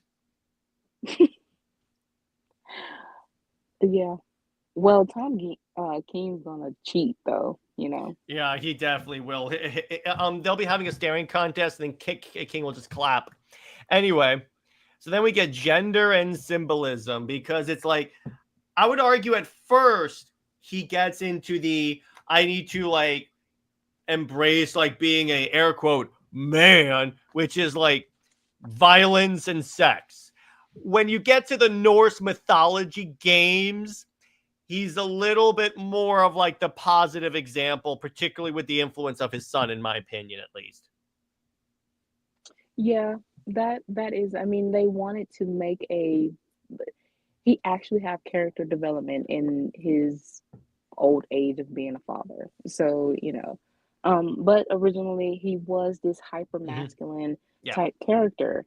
But what's funny to me is how video gamers, they complained about, like, this is what you want. Video games can be mindless. It doesn't necessarily have to be a story, but this actually had the story. But yet the gamers complained about, well, the here's the difference, Britt. When you get the same thing over and over and over again, like, can you give us something new? Because when people play the old God of War games, they're fine with the old God of War games. It's just at the time period when they started work on the Norse games, it was more of, okay, is this just a one note? Is this all this is? There's no like, there's no obvious story. There was still a story in God of War, obviously, as we have talked about in the stream so far. But it's like, it wasn't as like, I mean, it was still relatable, but it wasn't necessarily as relatable as like the Norse mythology is, according to like some people. I see. Mm-hmm. Yeah, it's like it wasn't like they were complaining about, I don't want to hack and slash Greek creatures. It's like, if it's the same thing over and over and over again with little change, if it's the same game with like different trappings, that's where it starts to get, okay, this is boring now. I see.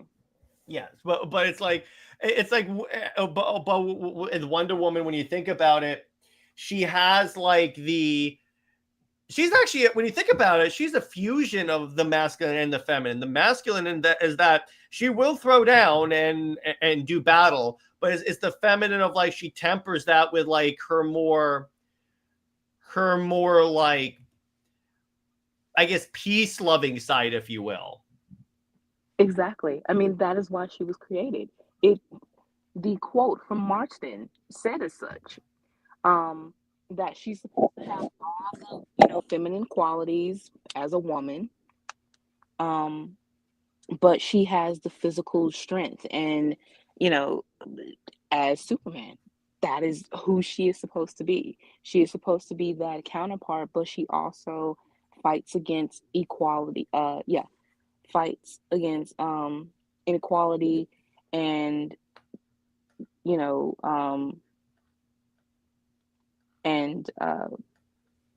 injustice. Mm-hmm. Yeah, exactly. And it's, yeah, exactly.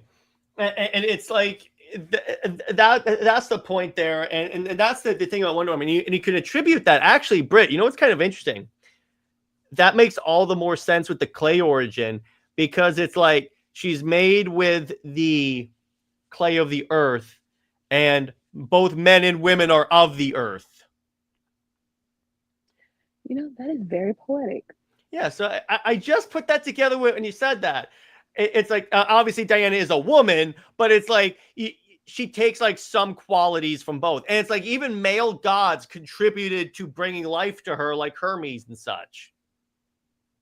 Yeah, but you can't say that, because Because Wonder Woman Twitter will trust me. I already have tension with the Wonder Woman fans when I try and tell them that DC does not consider her bisexual. I'm just telling you facts, people. Now, here's the thing. So Britt and I added the following slide myself because I want to have this conversation. And it could be the same, but particularly absolute Wonder Woman compared to Kratos. Because here's the interesting thing about this. Again, when the character was announced, that was mostly due to superficial reasons like her tattoos and her wielding a giant sword. But it was like, when you actually read the story, yes, in many ways, she is a more hardened version of Wonder Woman, as opposed to, because obviously she grew up in hell, and in many ways, that's kind of similar to Kratos. But again, it's like, let me put it this way. On the spectrum, she's closer to Kratos than regular Wonder Woman is, but she's like miles away from Kratos, if that makes sense. That totally. She's honestly, she looks like she's a female Kratos, but inside she's a cinnamon roll. I love the way you say things, Britt. That's such a great way of saying this. So you say repressed chihuahuas, cats loafing, and inside she's a cinnamon roll. I love that. That's so good. She is. I mean, she is because she is very nice, but she's protective when she has to be, or serious when she has to be, but throughout reading the story, she does have the Perez quality. Yeah, exactly. It's Perez Wonder Woman, but severely modernized. But it's like, it's the thing is that she is partially hardened a little bit more. I mean, who wouldn't be raised in hell? I was about to say, yeah, exactly. But it's like, I want to ask Kelly one time, if I ever have her on the show, I'm going to ask her this. It's like, she clearly played a little bit of God of War, because a lot of these images seem like there would be God of War cutscenes. Or like when Wonder Woman fights the Basilisk, or like Wonder Woman having all these different weapons and armor and like potions. It's like, you can't tell me she didn't at least she wasn't at least inspired in some ways by God of War. Right. I mean, this could be a template for a Wonder Woman game. Just adapt. Oh, please. Absolute Wonder Woman as a game. Hell yes. You have so many regular Diana, you have different facets, for her. You do. But absolute Wonder Woman, it gives you a little bit more of something. It's aesthetically, the way she looks, how you can her different costumes, but you don't need a man like Steve around to get men to want to play the game. This is just the way she looks, still feminine, but at the same time, she's still attracted to those or attract, male players. So you know what's hilarious? Speaking of that, so you know why Assassin's Creed Odyssey allows you to play as both allows you to have a male character or a female character? You know why that choice exists? Why is that? So here's the funny part. So for those that don't know, again, Assassin's Creed Odyssey is like the one taking place in Greece, and you can play as either Alexios or Cassandra. Originally, Cassandra was supposed to be the only playable character, but the studio executives made them put the choice in because they were concerned, and this is how you know it's a studio executive, that guys won't play video games with female characters, like as the main protagonist. And I go, well, Lara Croft would like to speak with you, but you know what's the biggest amount of irony, Britt? Most people prefer Cassandra anyway. That's true. I mean, well, that is the whole male dominant narrative, when it comes to video games, when it comes to comics, well, when it comes to everything, so it's going to be that conversation or that decision of we need some type of male figure somewhere, whether Even as a though it's been totally like, or even in Mass Effect, most people prefer playing as female Shepard, and I'm like, yeah, you would think eventually they would realize we don't care who the gender is. You give me a hot girl and a giant sword, I'm good to go. I mean, even Grand Theft Auto had the same thing. Or Stellar Blade. Yeah, it just all depends on the perspective too, and how um I mean, I don't see, yeah, when you have a girl with a sword, I mean, you play it's both genders or whatever in Mortal Kombat. Yeah, You have a exactly. certain so in most people I see, you have Sonya, you have Sindel, Katana, Jade, and I've seen a lot of not only would it be, of course, Scorpion and Smoke or what's the guy in the blue? Raiden? No, no, no, no. Not Raiden. Sub-Zero. Sub-Zero, yeah. Uh the ninja-fied, characters, of course they'll Mhm. play them. But most of the time I've seen guys play with the female characters. Now that does have something to say I think part of that is is the how they're costume. dressed. Exactly, it is. But with this, and that's what I mean. When issue 6 and 7 came out, the artwork for that and the way we see Diana dressed without the armor and she just kind of have the wraps around her, that with her just standing there, that panel alone went viral. Like, Mhm. I, I don't know, that was the most talked about panel for weeks, just with that alone. She didn't have, you can't really see her being, it's not a Wonder Woman symbol or anything like that. It's just the way the art stands out. Oh, And if you, Mateo de Luis, as soon as we saw this art, we're like, hello. so if you have a video game that is inspired by this artwork, yeah, people, no matter the gender, is going to pay attention and Plus, the want comic this. book fans are going to play it. By the way, Brits, interesting fact. So, what's kind of interesting about Absolute Wonder Woman? Remember last week when I said, wouldn't Wonder Woman look great if she had a cloak? Yeah, Cloaked Wonder Woman, ladies and gents. true.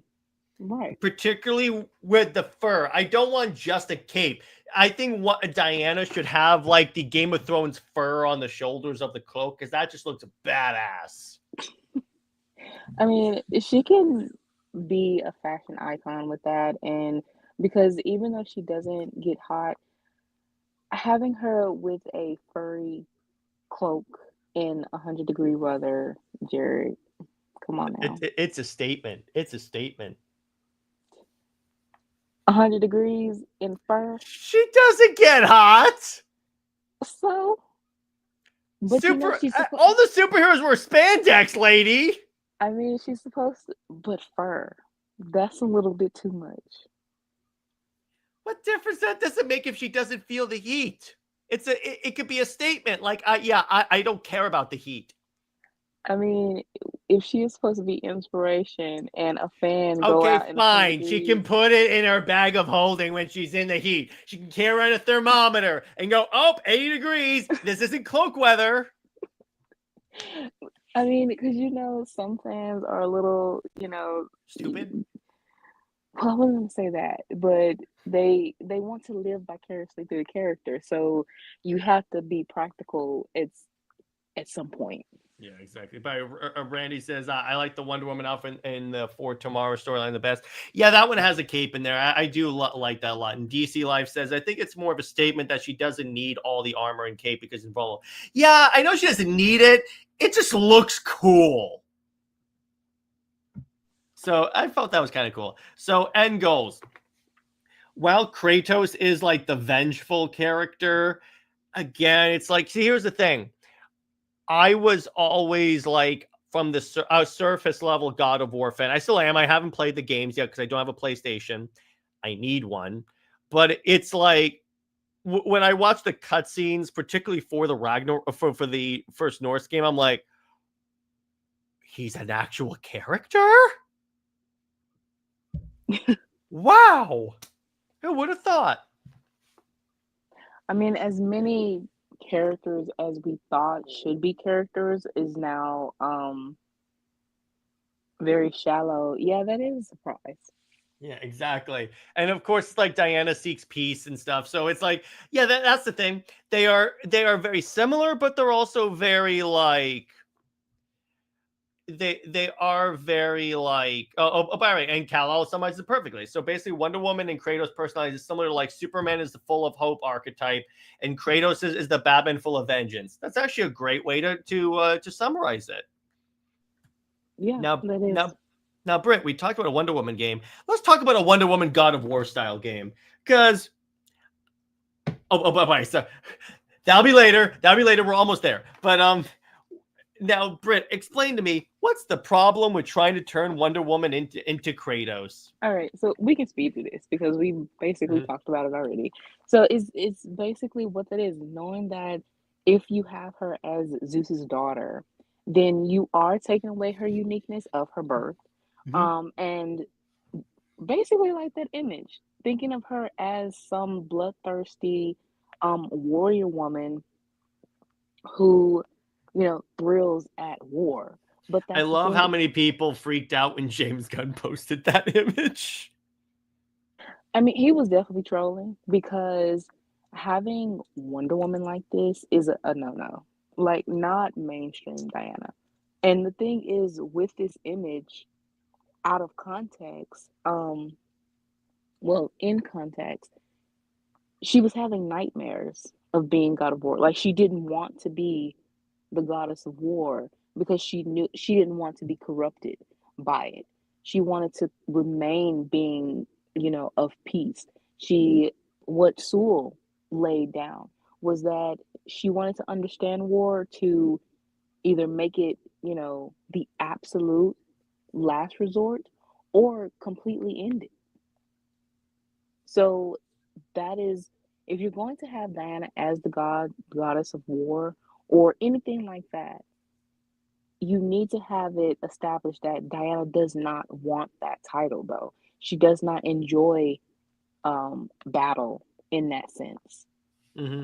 Yeah, exactly.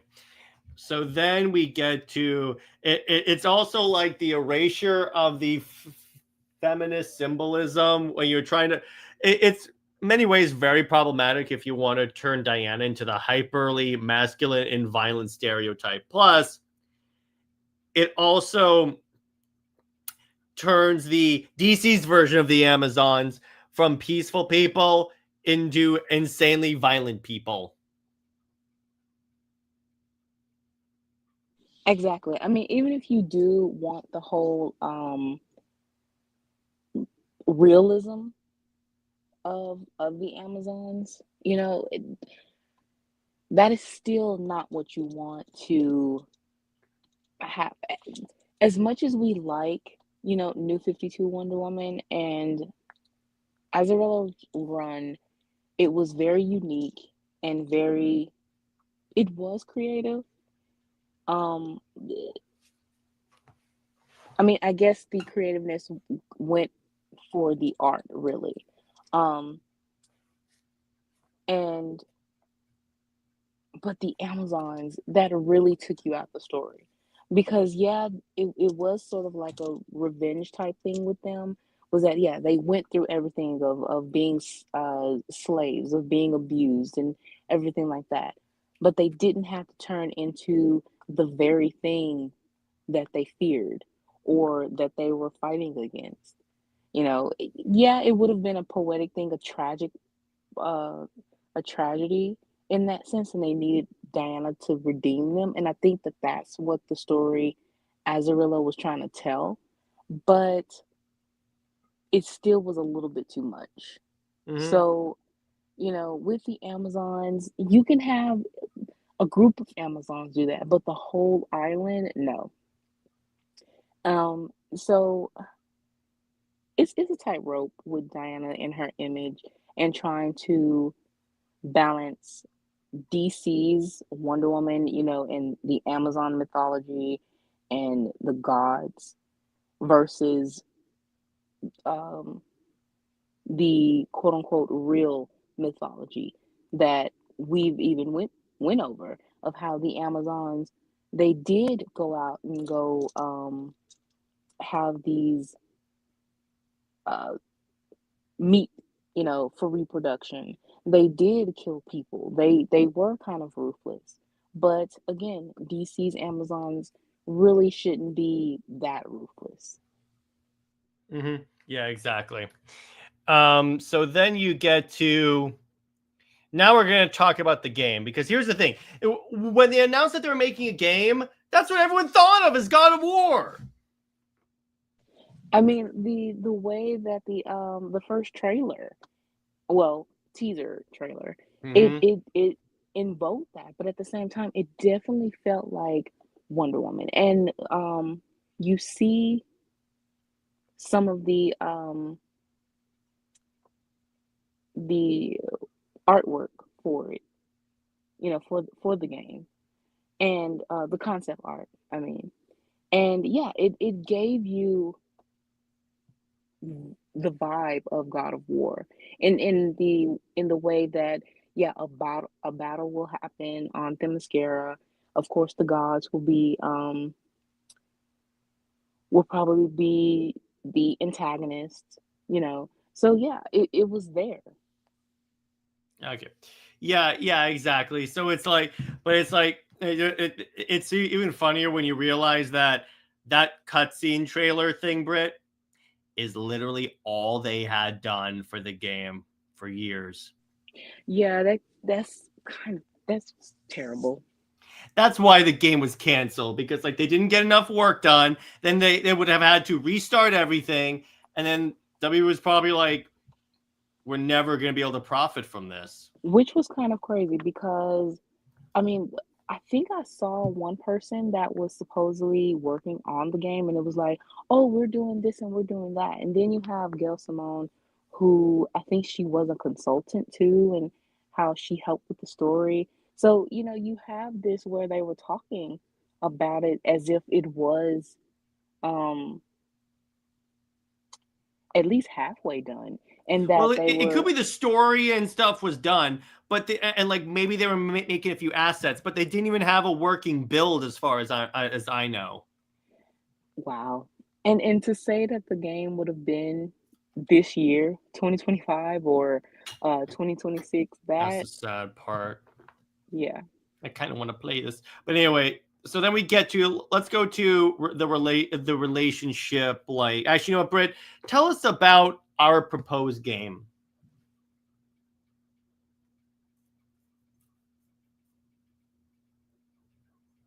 I would say it's a game and a story, Mm-hmm. because uh, again, Wonder Woman needs that she needs something in a sense um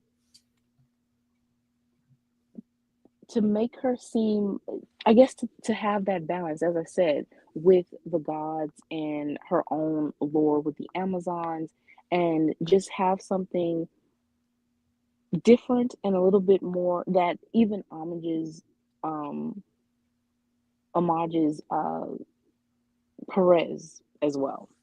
So with this, you are basically taking the concept, I would say, of um the Norse saga of God of War and giving it to Diana.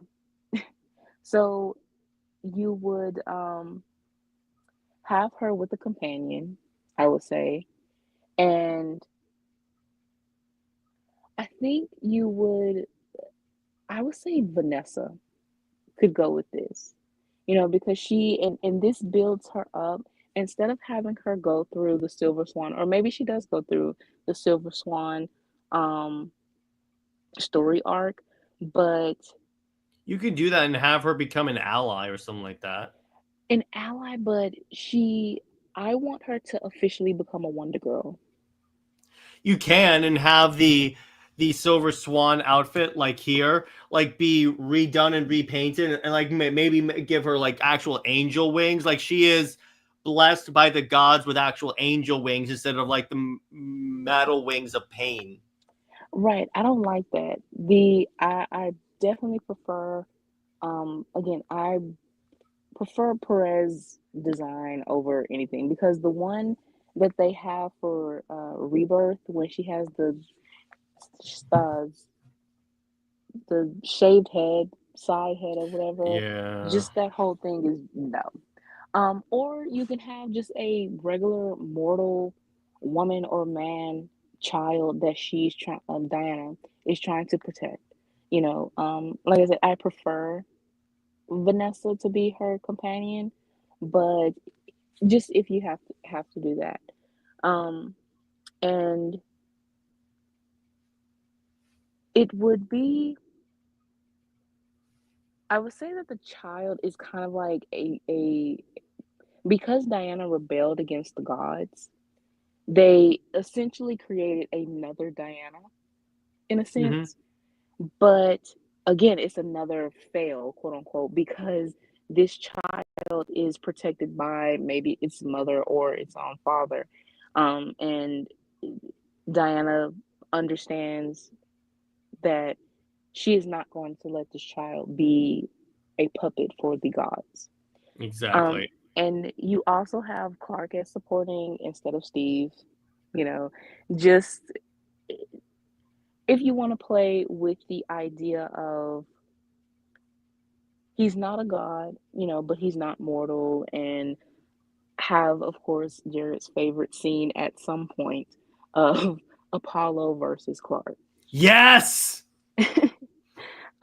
But you also with you have them as you show the partnership, because a lot of these games you have a dead spouse. Why not have a partner? You could do that. I would like that. That would definitely work. So, and then you have like it, what you could do as part of like the story arc is you could have it where throughout the arc, part of it is like Diana kind of starts like throughout the story. You could have it where like Diana almost goes dark, like she almost reversed Kratos, but then it's like obviously she catches herself and like pulls back from the darkness. But I'm like, you could have that be like part of the story and stuff. Exactly. It's basically you are doing God of War, you're doing New 52, but it actually speaks to Wonder Woman. Yeah, exactly. So yeah, exactly, and not like change stuff for Wonder Woman weirdly. Let me put it that way, weirdly, because that's kind of what that did. I mean, let me put it this way: I like this game as much as the next guy. I like, I like the new 52 Wonder Woman as an Elseworlds, but really, when you think about it, I'm not really like. I'm not really a big fan of that. It's like I get what you're going for, but it's like I get that it's mythologically accurate, but you can't change the DC Comics version of the Amazons. Right. I mean, with the video game you can have an iteration of this. You can do a little bit, but just don't go too far. Yeah, I'll give you that. Well, you can also have it. There's a group of Amazons that are the more mythologically accurate Amazons. You separate them from the main group. Yeah. So I then mean, we can have both. right. And of course, encounters with the gods, whether or not as boss battles or even like characters, like maybe what you could do have flashback scenes where you get to play as some of the gods. That would be kind of cool. Exactly. You I would say that give Diana allies that you are showing her her ability of redemption too, to redeem, certain gods. Mm-hmm. Yeah, I would definitely love that. But Cameron says Diana would be a really good mother figure for Atreus, and Kratos a good father figure to the Wonder Girls. Maybe Kratos, I'm not that sure, but it's like maybe Diana can like humanize Kratos. But I'm not saying that they should be a couple or anything like that. But I'm just saying it's I mean, like, they're brother and sister, technically. well, So yeah, but there are some people on Twitter that would be fine with that. But anyway, let's talk about some story beats that we could go with. Like well, obviously, here's the other thing. There would what you could do to upgrade your gear is you bring like gold or like whatever the currency is to Hephaestus, and he upgrades your gear. right. So we have yeah, you're gonna have Medusa here, just that even you know, what we've talked about with Medusa. You're going to have Hephaestus because he helped in. I like that he helped in New 52 to give her those certain things, you know, like with her swords coming from the bracelets, Mm-hmm. that, and of course you have Hera. She's Diana's guide, but also she's not so much an antagonist though, but she tests Diana. She tests her her will basically, Yeah. because again, as we said, Diana is supposed to be the champion of the gods too, or the goddesses, who blessed her with life. And then you have, of course, the Amazons that, in a sense, some of the Amazons are disappointed in Diana because they feel like you can sort of invoke Kingdom Come with the Yeah. Amazons. Or like you can pull maybe an Aquaman and make it like they don't they think she's too focused on man's world and not necessarily on Themyscira. Right. It's I would say also, it just came to mind if Hippolyta is a player too, and you bring in Historia, like some Ooh. elements of Historia. That's the tutorial. Yes. There you go. It's just doing like it's like taking the key plot points and making that one level. That's Historia. That actually works really well. Wow. We are geniuses, Britt. Hire us. Yes, but please hire us, DC. Hint, hint. So then we get to, in terms of like tone, you could by the other thing that you could do when we have a romance system in this and let people choose if they want Diana to be bi or straight or whatever, or would we just keep romance out of the game, period? That's what Clark is for. Ha! Hint, hint again. That's great. I love where you just said, that's what Clark's for. So I go, okay, I see what you're doing. I see what you're doing. I like that. Of course, I support that. So, and by the way, I love Cameron. He goes, the gods, when they realize Kratos is all of a sudden crossed over to the DC universe, someone get Diana. Yeah, and then Diana's like, what now? And then she's like, oh. And then for gameplay, yeah, gameplay should be straight up just like God of War. And maybe like somewhat of Injustice Wonder Woman gameplay, but it's like you can, and what you could do, Sword and the Shield can be like your standard combat, but you can also use the lasso to like whip people around. Maybe also use that as like traversal, like you can actually swing off stuff with the lasso, or you can do an homage of Wonder Woman 1984 where she inexplicably can swing from a lightning bolt. We don't want no influences from 94. I had to do that. I wanted to see how Britt. Occasionally, I'll just say stuff because I want to see how Britt will react. No. You're not giving them that open door. Yeah, exactly.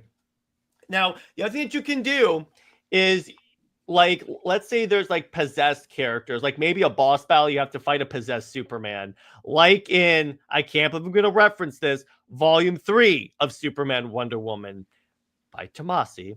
And then that's how Wonder Woman snaps him out of it. Or you can turn him into a little guinea pig by Cersei. Of course, that would be great. Well, At the end, Diana like ribs Clark and goes, you were so adorable as a guinea pig. And then Clark goes, don't tell Bruce. well, that is the black and gold Wonder Woman story. Oh, really? Yeah. Okay. Yeah. Well, Yeah, do that. Cersei turns him into a guinea pig, and he's like, does he still "Please have don't tell me." powers? No, I don't They think so. don't have the guinea pig shoot laser out of his eyes. No, he's just like in a hamster wheel. I mean, not that is in a a wasted little, opportunity. in a little guinea pig ball thing. It does at least have an S on the ball. No. Oh, come on. I think the reason why is because for the sake of the story plot reasons, you aren't really supposed to know who Diana is saving. You just see like it's referenced Cersei and Odysseus, and Diana says, I don't know why you was in love or like this brute. He's sometimes arrogant. And so Cersei says, well, you're one to talk. So then that's when you see like a little guinea pig mad and, coming towards Diana. And she just says, oh, no, you didn't turn him into couldn't you turn him to a guinea pig? Couldn't you do something a little bit more dignified? So Cersei just says, well, he just came into my territory, so, whatever. And then at the end, the spoof, I guess, is that you see, oh, this is Clark. They've been talking about all this, all this time. So for the plot's sake, we aren't supposed to know exactly who, the man is. But it also has the implication that Clark and Diana are together, or at least some sort of tease there. There's a emote where you could have Diana go, I assure you Clark knows a thing or two about getting his hands dirty. Hilarious. And then the label of the emote is subtlety. Oh, and then there could be at one point Diana says no thank you, and then she goes, I don't like that. She says no. She says something like, what am I even saying? This doesn't sound like me at all. Now I know why people are pressing the X button. Next thing I know, people are pressing the X button. Yeah, exactly. And it's like mountains are shaking. It's the Dark Knight Returns 2 scene. Oh my God. That's the romance option. We turn into an interactive mini game. Anyway, the emotional core. I love where we go from a sex mini game to the emotional core of the game. So of course Kratos is about, trying to be human after, his life has been nothing but rage and, fighting basically. Diana is teaching, humanity, as she should often be, and how to resist, the gods' corruption, but also just resist basically the 7 deadly sins. She is supposed to be a symbol of that, of fighting against those sins.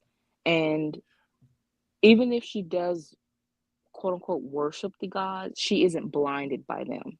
By the way, that's the plot of Darksiders 3, that game I showed you. That says the absolute Wonder Woman. You're playing as Fury, who's like a horsewoman of the apocalypse, and you're hunting down and defeating the 7 deadly sins. Really? We need to compare Diana to Fury, because it is like literally you are traveling throughout a post-apocalyptic world, taking out each of the sins, and she goes from prideful and like looking down on humans to becoming humanity's protector. Wow. It's such a good, but yeah, that you literally described the plot of the game where Diana's fighting the Sins. And I go, so you mean like Darksiders 3? I didn't not even know that. I don't even know what that game is. I'll send you the cutscenes. It's really, I'm on my second playthrough. It's so good. Anyway, but by the weapon of Fury, the main weapon is a whip, so it's kind of like the lasso. Femme fatale. And it's like in the same way that like Absolute Wonder Woman can augment her body with stuff. You can do that. They're called hollows. Like with the flame hollow, you can walk in lava, and then you have like lava like gauntlets that you can like punch people with. The storm hollow allows you to like hover and like create tornadoes. The stasis hollow allows you to walk on water because you like freeze water. And then the force hollow gives you a giant ass hammer. So it's like there's like a lot of really cool stuff that we could talk about with that, and we definitely it's basically Absolute Wonder Woman the game. By Battle Goon asks, how does Kratos fare against Darkseid? That is a good question. I think he could beat him. He could beat him, but here's the thing about Darkseid. You can't beat Darkseid because you're fighting an avatar of Darkseid. True form Darkseid is a multiversal constant and cannot be defeated. Plot contrivance. Yeah, exactly. It's a plot contrivance. It's a Grant Morrison plot contrivance. But let me put it this way. Kratos is the one character that I think could beat Wonder Woman in combat. Because that's what he does. That's the plot contrivance for what he does. Well, yeah, maybe. Yeah, and then how does Kratos? Yeah, go ahead, Britt. I was just gonna say it's a 50-50. Yeah, exactly. How does Kratos in the original God of War games differ from Diana and her darker portrayals? Again, Diana is still motivated by peace and like compassion, where Kratos is motivated by rage. Righteous rage, don't get me wrong, but still rage nonetheless. True. Yeah, and by NJ's not my thing. Wonder Woman beats him. You think Wonder Woman could beat anyone? Which NJ, no hate at all. I'm on the border of that myself. So because again, Britt, when I did the video, like, did you ever hear of the events of the Shattered God? No. So there's this being, and this is also the storyline where the worst named character ever, Trevor Barnes, dies. But that yeah, Jimenez. so like this god is like shattered into like a million pieces, and his pieces are like coming at light speed, and Diana just stops all of them from like by going super fast. She stops all of them from reconvening. So I'm like, God. Plus, here's the thing, Britt. There's a very important. Here's how you know how powerful Wonder Woman is. Remember Immortal Wonder Woman when she literally restarted the universe? Right. Mm-hmm.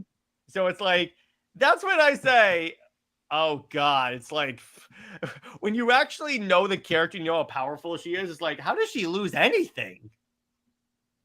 Right. I mean, you are supposed to give her challenges. And like I said earlier, I don't want her to be overpowered. But at the same time, she's blessed by multiple gods. So like multiple gods, exactly. It would be like if all the gods put all their power into Kratos. That's Diana. Anyway. So let's talk about advice. So the emotional plot of this is you can make it where like Wonder Woman essentially makes Kratos give up his rage. Yeah, that works. And you could because Absolute Wonder Woman has the implication. Britt, my fan theory for Absolute Wonder Woman is Kelly Thompson gave Diana a passive power in that. Just being around her, people become more like, I don't want to say docile, but more peaceful. And I'm going off of like the first issue. Like anytime Cersei talks about Diana and how she becomes more like a better person just being around Diana. It could be just like Diana's a nice kid, but it's like, it's a cool like fan theory I have. Well, yeah, that seems like something that they are trying to do, even in the We Wonder Yeah, you know what's kind of funny? Those storylines are actually better than they have any right to be. Yeah, Cersei is like playing Diana's babysitter in one issue I saw, or a page, and the way baby Diana is, just her being a toddler is softening Cersei. Yeah, so I'm like, that's something you could go with. So then we get to an example plotline. So Britt, pitch me this story.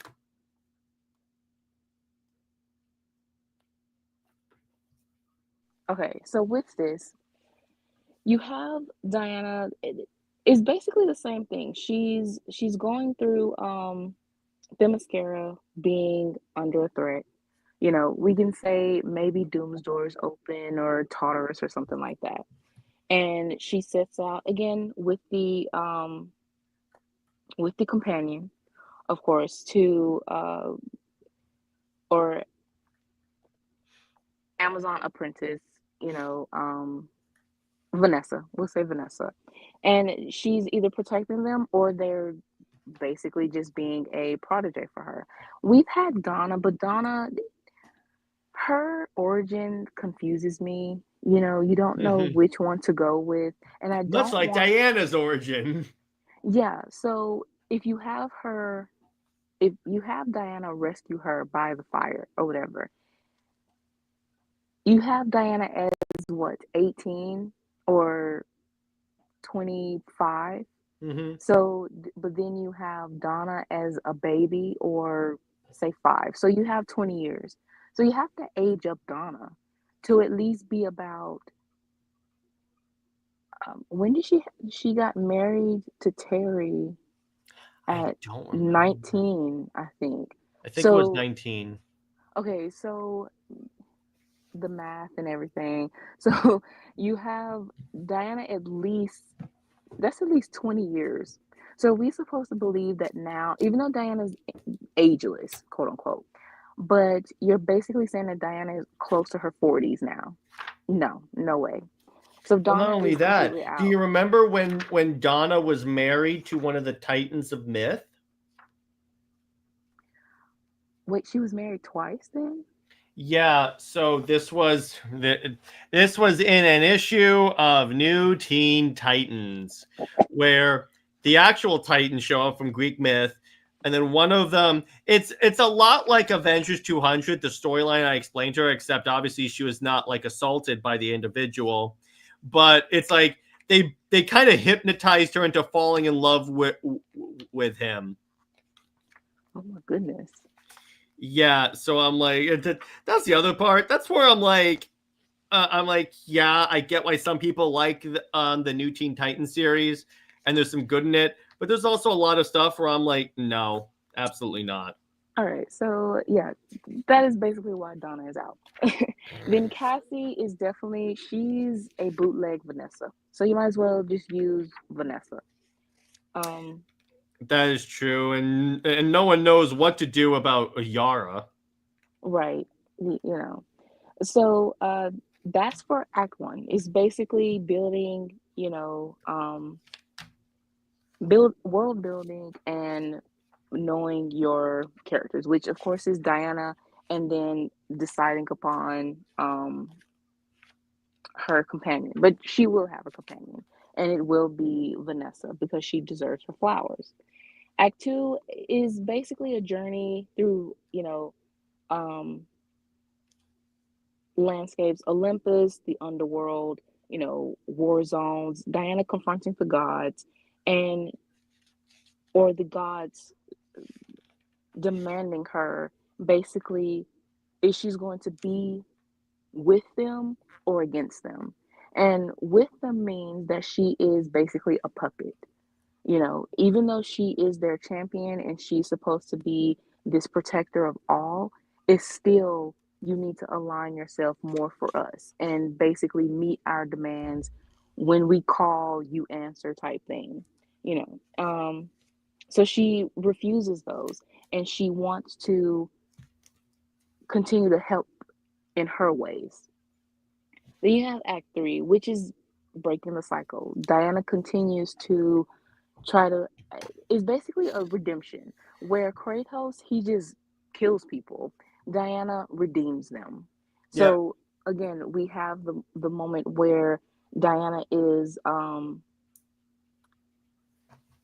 it, say Max Lord, even though he definitely deserved it. So I wouldn't say that, but to change that controversy of her snapping his neck like that, then she would have the patience to, in a sense, try to help him in that mental battle, instead of a physical battle. She again she's going into a mental battle, and I can't believe that Ruka didn't even think of that. Like, Hmm. this is Diana that she's supposed to be an ambassador. She talks to people. She basically gets into their minds. She finds not so much as your weakness, but that's essentially what she's looking for. A weakness, and not to play it as um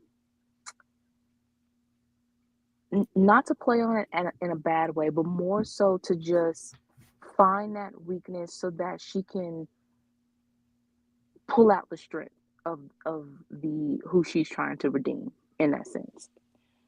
And then the final part of it is basically Diana, Superman and Wonder Woman 12, when she takes her sword and she destroys the Skyrim pool Hmm. from Strife. Well, she does that to Olympus as a whole. She's like, Okay. if you're not going to change, just like Kratos, if you're not going to change, then you need to, you know, basically have the gods among the people. So she has the power to bring down Olympus. Yeah, I like that. Well, of course, because Diana's freaking powerful. But let's talk about why this storyline works. She still does her own stories, and you have like you essentially take like maybe the combat from God of War and like the big like bombastic scale, but you essentially adapt that to Wonder Woman, and that's why that works so well. Exactly. You take the concept of God of War with, like I said, Kratos, he's ready to hack and slash. You know, there's no talking, there's no trying to make amends, nothing like that. Diana is the total opposite. Yes, she will throw hands, but she's going to talk to you first. Hmm. If you That just emphasized more that the killing is her very, you know, the last option. But within this, and it's not taking away any of the action because it is action throughout. She is fighting, but Diana is still, you know, more of a mental and emotional character. She's the one that you have to talk to. You have to truly bring out your emotions with. So this game or this story, that is what this emphasize on. Yeah, exactly. So, Britt, now that we talked about like a Wonder Woman game taking inspiration from God of War, as you guys know, whenever we do like comparisons of these characters, we do a little crossover story. So, Britt, tell me about Wrath of Olympus. Okay, so here the Titans are set free. Um, and this is, inspired by Blood of Zeus in a sense. You can have whether they are freed by Ares, either of the gods, one or the other, whoever you feel that I would say Ares because giving him, a little bit of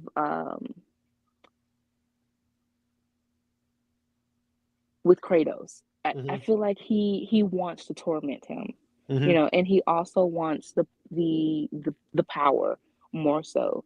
Zeus, of course, he wouldn't do it. Hera, she's not Blood of Zeus that petty. Um, eh, any other god, I wouldn't see that. So I would say Ares, or the fact that the Titans found a way to free themselves. That works. So, you could do Ares and make it so like he does this because he feels that like peace is becoming a possibility, so he needs to disrupt it because otherwise he loses his power. Right.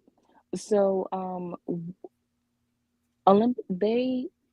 the gods, they can't do anything about this now. And again, we're going with Blood of Zeus. So the Titans are enraged. They have somehow become more powerful than before. So it's not as easy to defeat them. The gods, it's like pulling teeth, but they have to basically bow down to Diana and Kratos. Mm-hmm. So within the themes of this, you have the cycles of wrath and the cycles of truth, which is, Kratos is going through his rage and everything like that. Diana is the compassion. And it's a clash between the two because they actually have to work together. Diana, she isn't the type to see this brute force. And again, if you have them in a crossover, some of these fans have to see it to believe it, you know?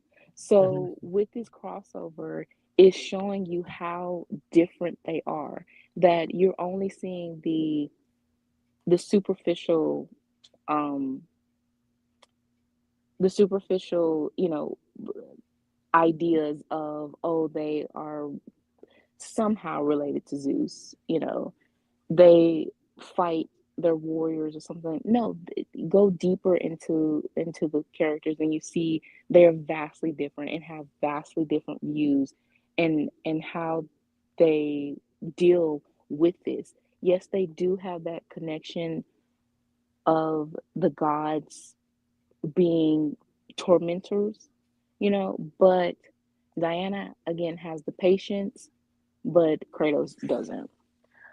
So Olympus versus the Justice League. Of course, we have to bring in the Justice League within this story again um for Jared to have his Apollo versus Superman. But you Yes. also see, but this also goes when at the end of Justice League War, when Diana compared the Justice League to the Pantheon. Mm-hmm. So you get that moment where the gods and the Justice League come together, match up basically together. Yeah, Um, exactly. then you have the Kratos embodying the tragedy, and Diana embodies the hope of that humanity needs. And the personal conflict, Diana is also protecting her sisters. So Themyscira is caught in the crossfire of this because it's like that midpoint. I like to think that Themyscira is not just this secluded island. These women, the Amazons, were women of man's world before. You know, even if it was centuries ago, like Hippolyta, she was a cave woman who was murdered by her husband, you know, um, with the unborn child. So that is the reincarnation Mm-hmm. of Hippolyta and Diana.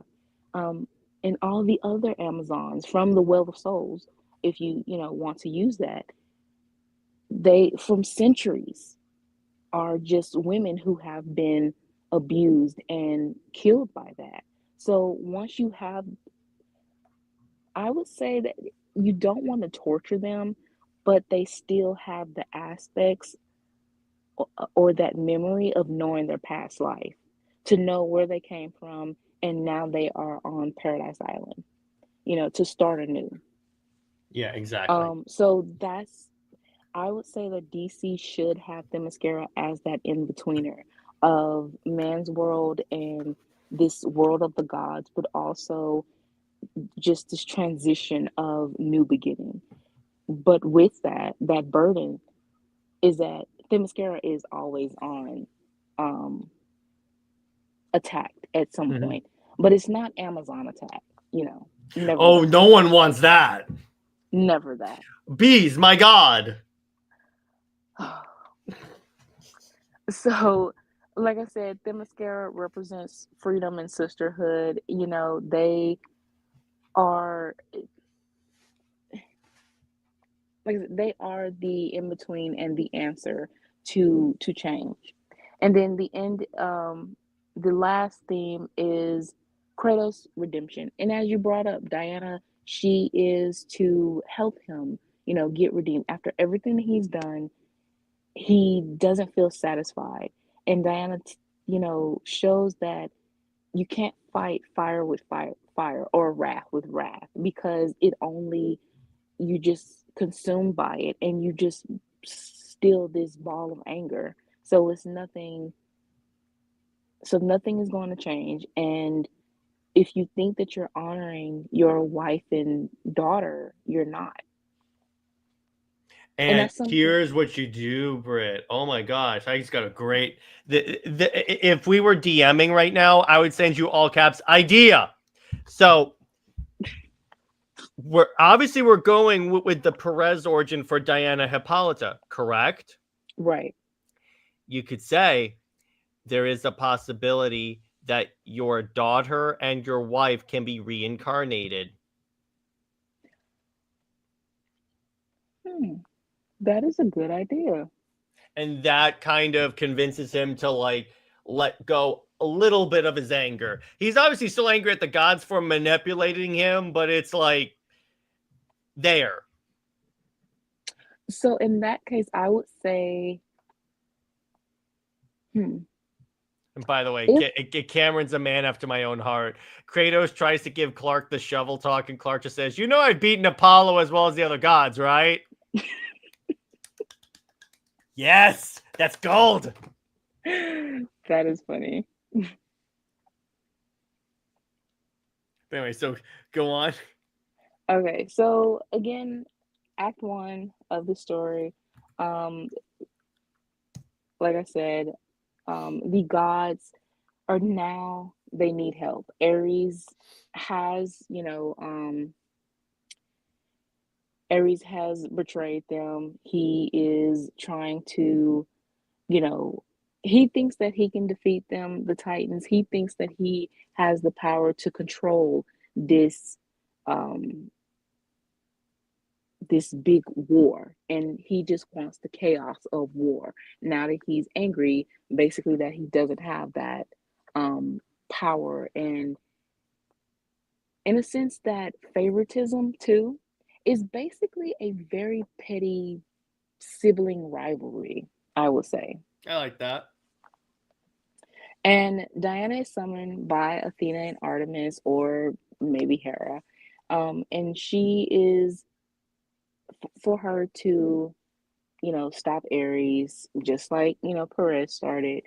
And but they don't want the Justice League involved at first, because they feel like this is a God thing, your mortal friends, they can't help. Not only do they belittle them, but they also just feel like this isn't their fight, So you don't know if they are trying to help them and protect them, or are they just belittling them? Mm-hmm. But Yeah, Diana, exactly. of course, she's like, yeah, I'm going to have my friends help me because I know I have that faith in them and they are able to, you don't know what they're capable of. Or maybe you do and you don't want to get, shown up, whatever. She's like, "Have you seen my boyfriend?" Exactly. Or like if Tom King were writing this, he would say, "Oh, trust me, Kratos, there's gods and there's men, but then there's Batman." Or Steve Trevor. No, but mostly Batman because of that stupid line that Zeus would never say. That, but he also would have Steve with a gun trying to shoot Cronus. I know. And knowing Tom King, Steve would provide the killing blow. Yeah. Cronus got shot by a mortal bullet. That is what defeated him. Yeah, exactly. The God of the Titans. So, Britt, describe the Justice League. All right. So the Justice League, of course, Superman, he is going to be the equivalent in power Yeah, you have to or say in rival. power. As soon as as I was putting the slide scale, I'm like, yep, she clearly doesn't mean in Zeus in other ways. Right. Um, Zeus, he could rival him with that. But also, if Zeus wants to be petty, and um, we wouldn't have the Zeus, Perez Zeus, that is wanting Diana. We have the one that wants Diana to be like a daughter.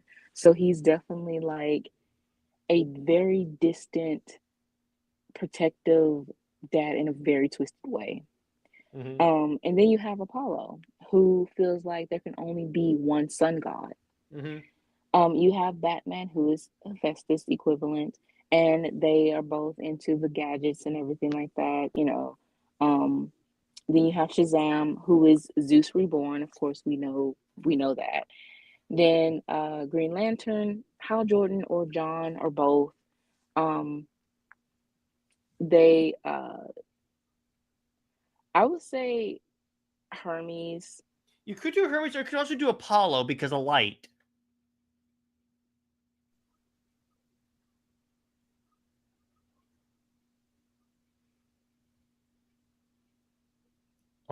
Are you there, Britt?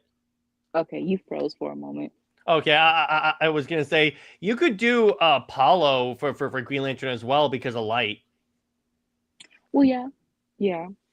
And then you have Diana, of course, is Athena, Artemis, or Hera, you know. In terms of Um, her position on the league, not her being a vengeful harpy. Unless you're talking about Tom exactly. King's Wonder Woman. Or Injustice. Or Injustice, that works. Okay.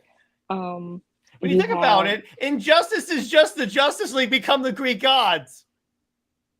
you know what? Yes. Wow. I just put that together. In the worst way possible, In the too. worst Yeah. way. That's an understatement. Then you have Aquaman with equivalent to Poseidon, of course. You have Flash, also Hermes, you know, with the speed.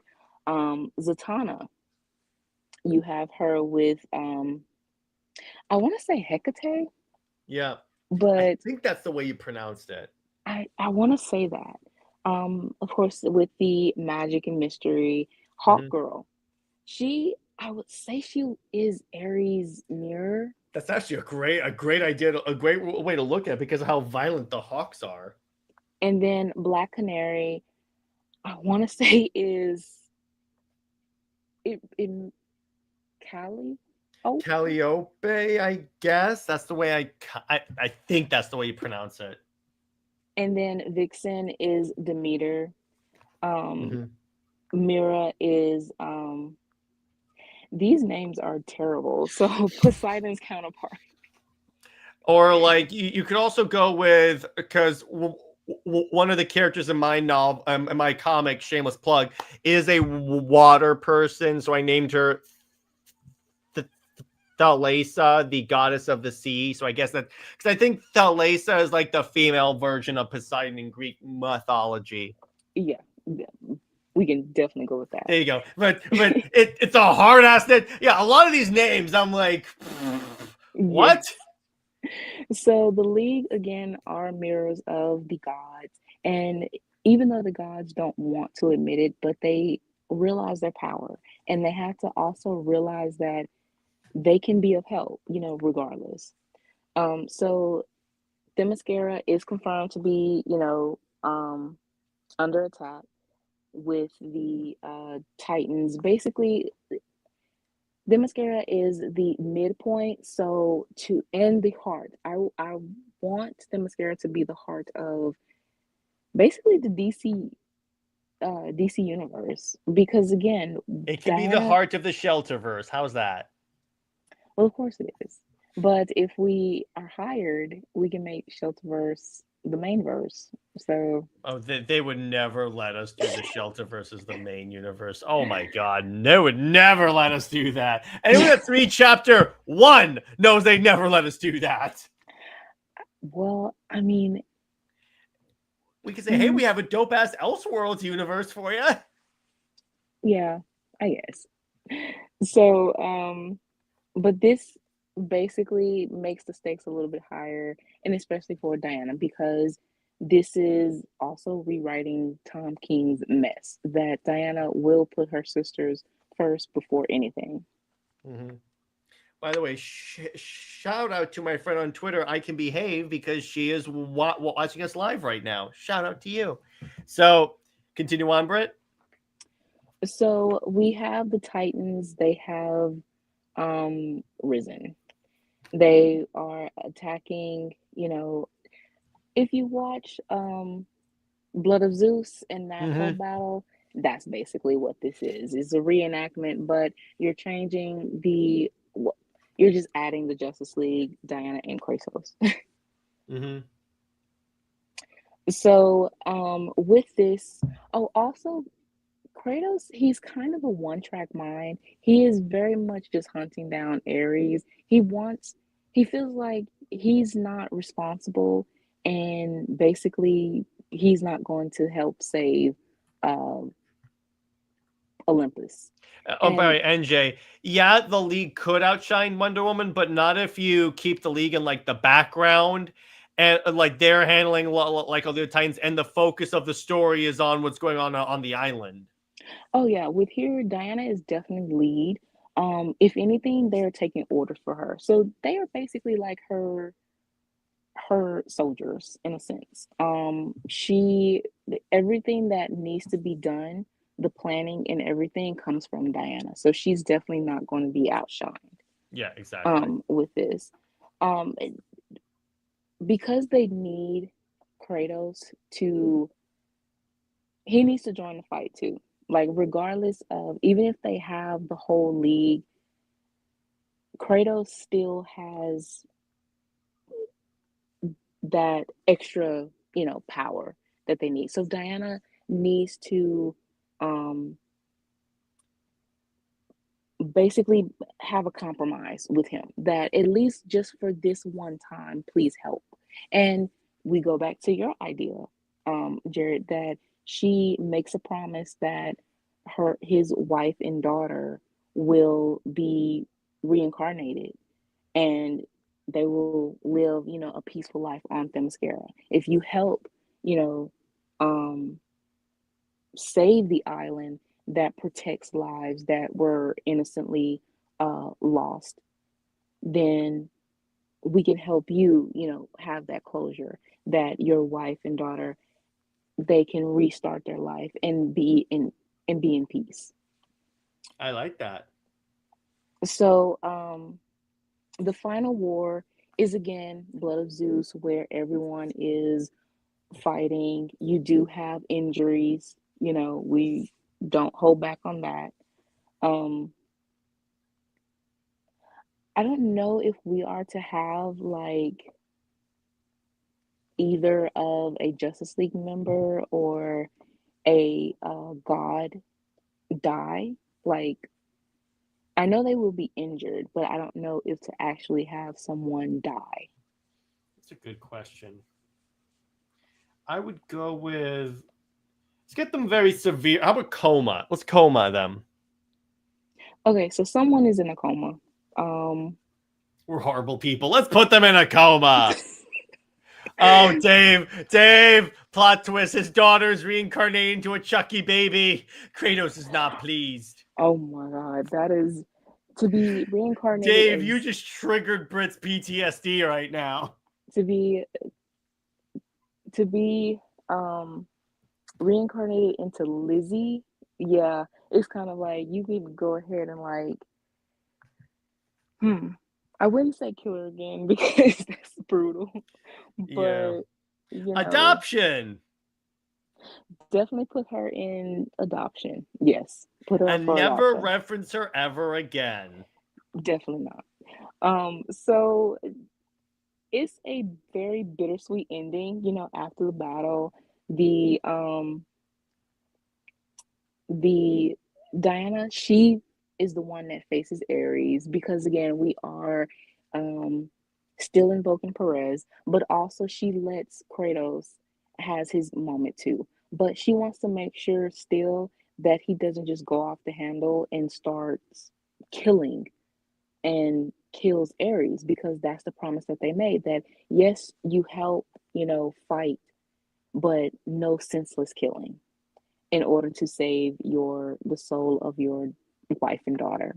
Hmm. Um, and after that, the Amazons, I mean, the League, they help seal the Titans back into wherever they came from, Tartarus or Doomsdoors. You the Amazons are saved, of course. There will be some Amazons that have died, but again, you have the Well of Souls, so they can be reincarnated.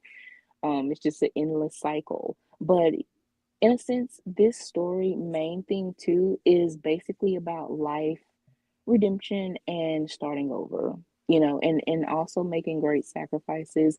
So in a sense, your soul can be at peace. Um, Exactly.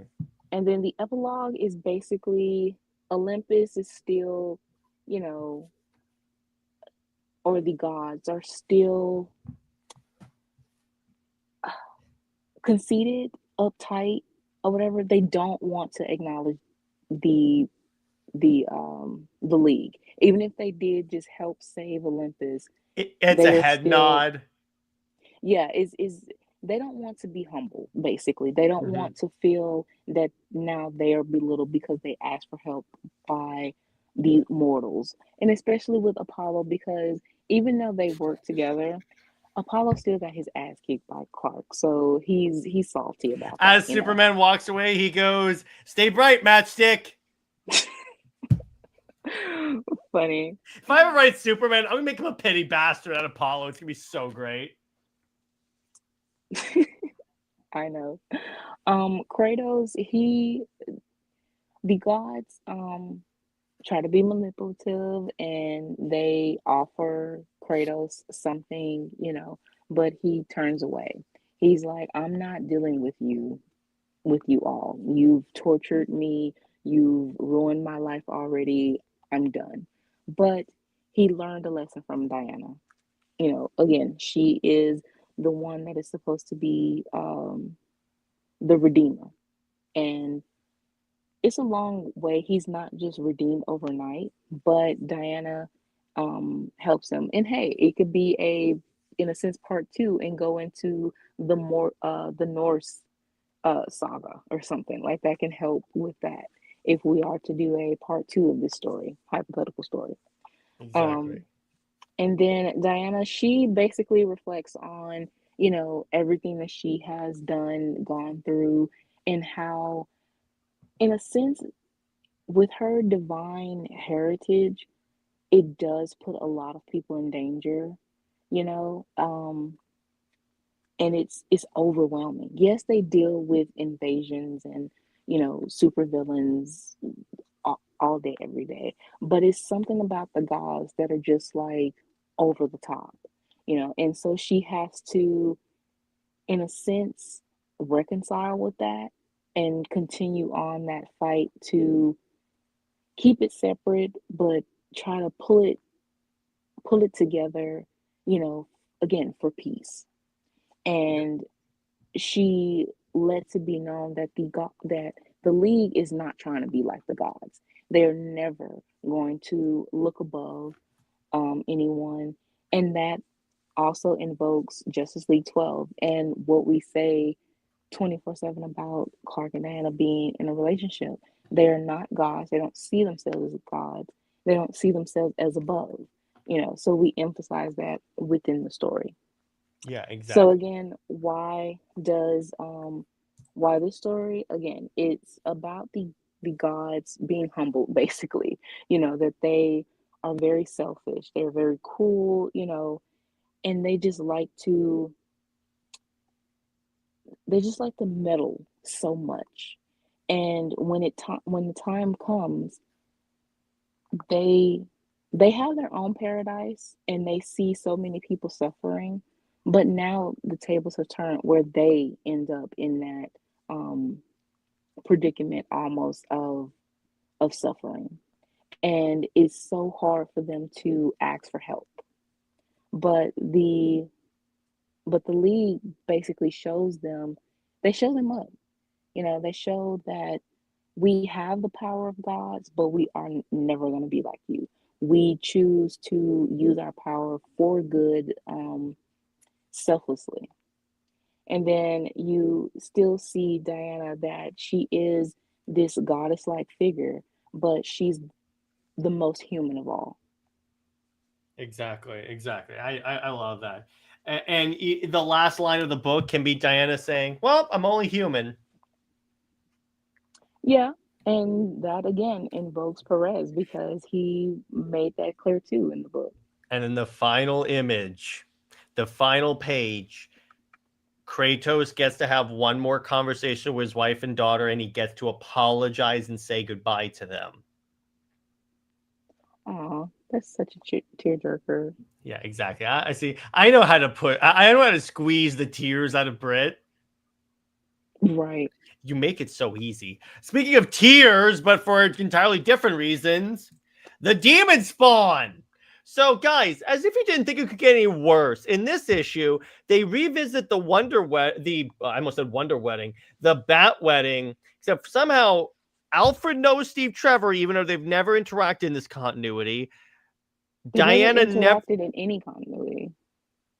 Maybe pre-crisis, but Catwoman is more of a mother to to Lizzie than Diana is. It's like with Selena saying, I should probably teach you how to do your makeup, because Diana definitely wouldn't. And first off, Diana and Selena don't even interact. Yeah, the only time they really interacted was, I mean, they have in pre-crisis, but more like when Selena was in her gray phase of mostly as a villain, you know, but yeah, other than that, Here's the other thing. It seems to me, and you have this on the point there. The problem with this book, Britt, well, in this way, one of the problems, because I can't say the problem because there's so many, but this is the modern Amazon's attack, Britt. I'm just gonna say it. But the thing about this series is, it seems to me that King wanted Diana. By the way, I love Dave's comment. By the way. Dave says Kratos would take one look at Leslie and say, "Let me show you what Spartans used to do to some babies." I love you, Dave. Don't ever change. But anyway, you had it where, it's like, it's pretty obvious at this point that King wanted to give Batman and Diana and Batman and Batman and Catwoman. I'm sorry. My mind is going all over the place because this weird book. He wanted to give Bat and Catwoman a canon child, and that's what Lizzie is. Hence, why she's in a Robin suit, why Selena's more of a mother. right. I mean, this is supposed to be and so far she's only interacted with Robins. the fact that you have her first crush as Jason, you know, which is weird because he is a grown man. Well, at that point, he was like a teenager. I don't care. As time It's travel, still creepy. It's still creepy. Definitely, that is disgusting. He's a grown man. Considering if you know the future, you know what Jason Todd's gonna turn into. Not only that, but again, you have a literal baby and a grown man. No, Well, that's true. But Britt, ignoring the age thing, that's what makes it all the more stupid. She's from the future. She knows what happens to Jason. which is it is. Apparently, stupid. guess who's returning in the next issue? Jason. Yes. Yeah, for some type of more contrived romance. This is stupid. If they go on a date, this will be the second time that Tom King has ripped off another creative. Because remember when Dick Grayson went on a date with Supergirl? That's true. Right. Well, and we all know Tom King loves to rip off other people's work, so there is that. Right. But it's like, again, with this, it's like this is even annoying Robert, because it's like, stop with the constant Batman, because again, it's King pissy that he got kicked off of Batman, and from what I heard, he got kicked off. Wow. Well, he needs to get kicked off of Wonder Woman. Oh, But trust me. I think we're approaching that. The minute that book drops below, I think the 100 space, that's when I think they actually make a move. right. But yeah, with this book and with Lizzie, the fact that you have this, it's called Trinity, Daughter of Wonder Woman, and the one issue, no, you first have her in issue 1 where Diana is draped over Steve like some The foreign statue. candy, the statue. The Then second statue of Steve Trevor. right. Then you have her in the 3rd issue. You are supposedly doing, Perez, Gods and Mortals, but it's all about Steve. And Diana is just a joke. So you don't even have this emotional moment with her as your mother. And this is like when you watch a movie or a show, they are going to have like they are going to insert the title somehow. Or it's obviously the theme that goes about. Why is it that in that 3rd issue, where you have the daughter of Wonder Woman with Wonder Woman, she does not have any type of emotional or significant interaction with her own mother? Exactly. And then to say that this story or whatever is about fathers and daughters, but yet he has yet to even do that.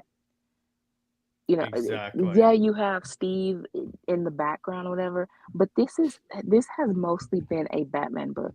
And to dedicate a entire issue for a Batcat wedding in a Wonder Woman book, Wonder Woman is not even, or Diana, she's not even in the Batman books. Like, Oh. she's never actually featured in them at all.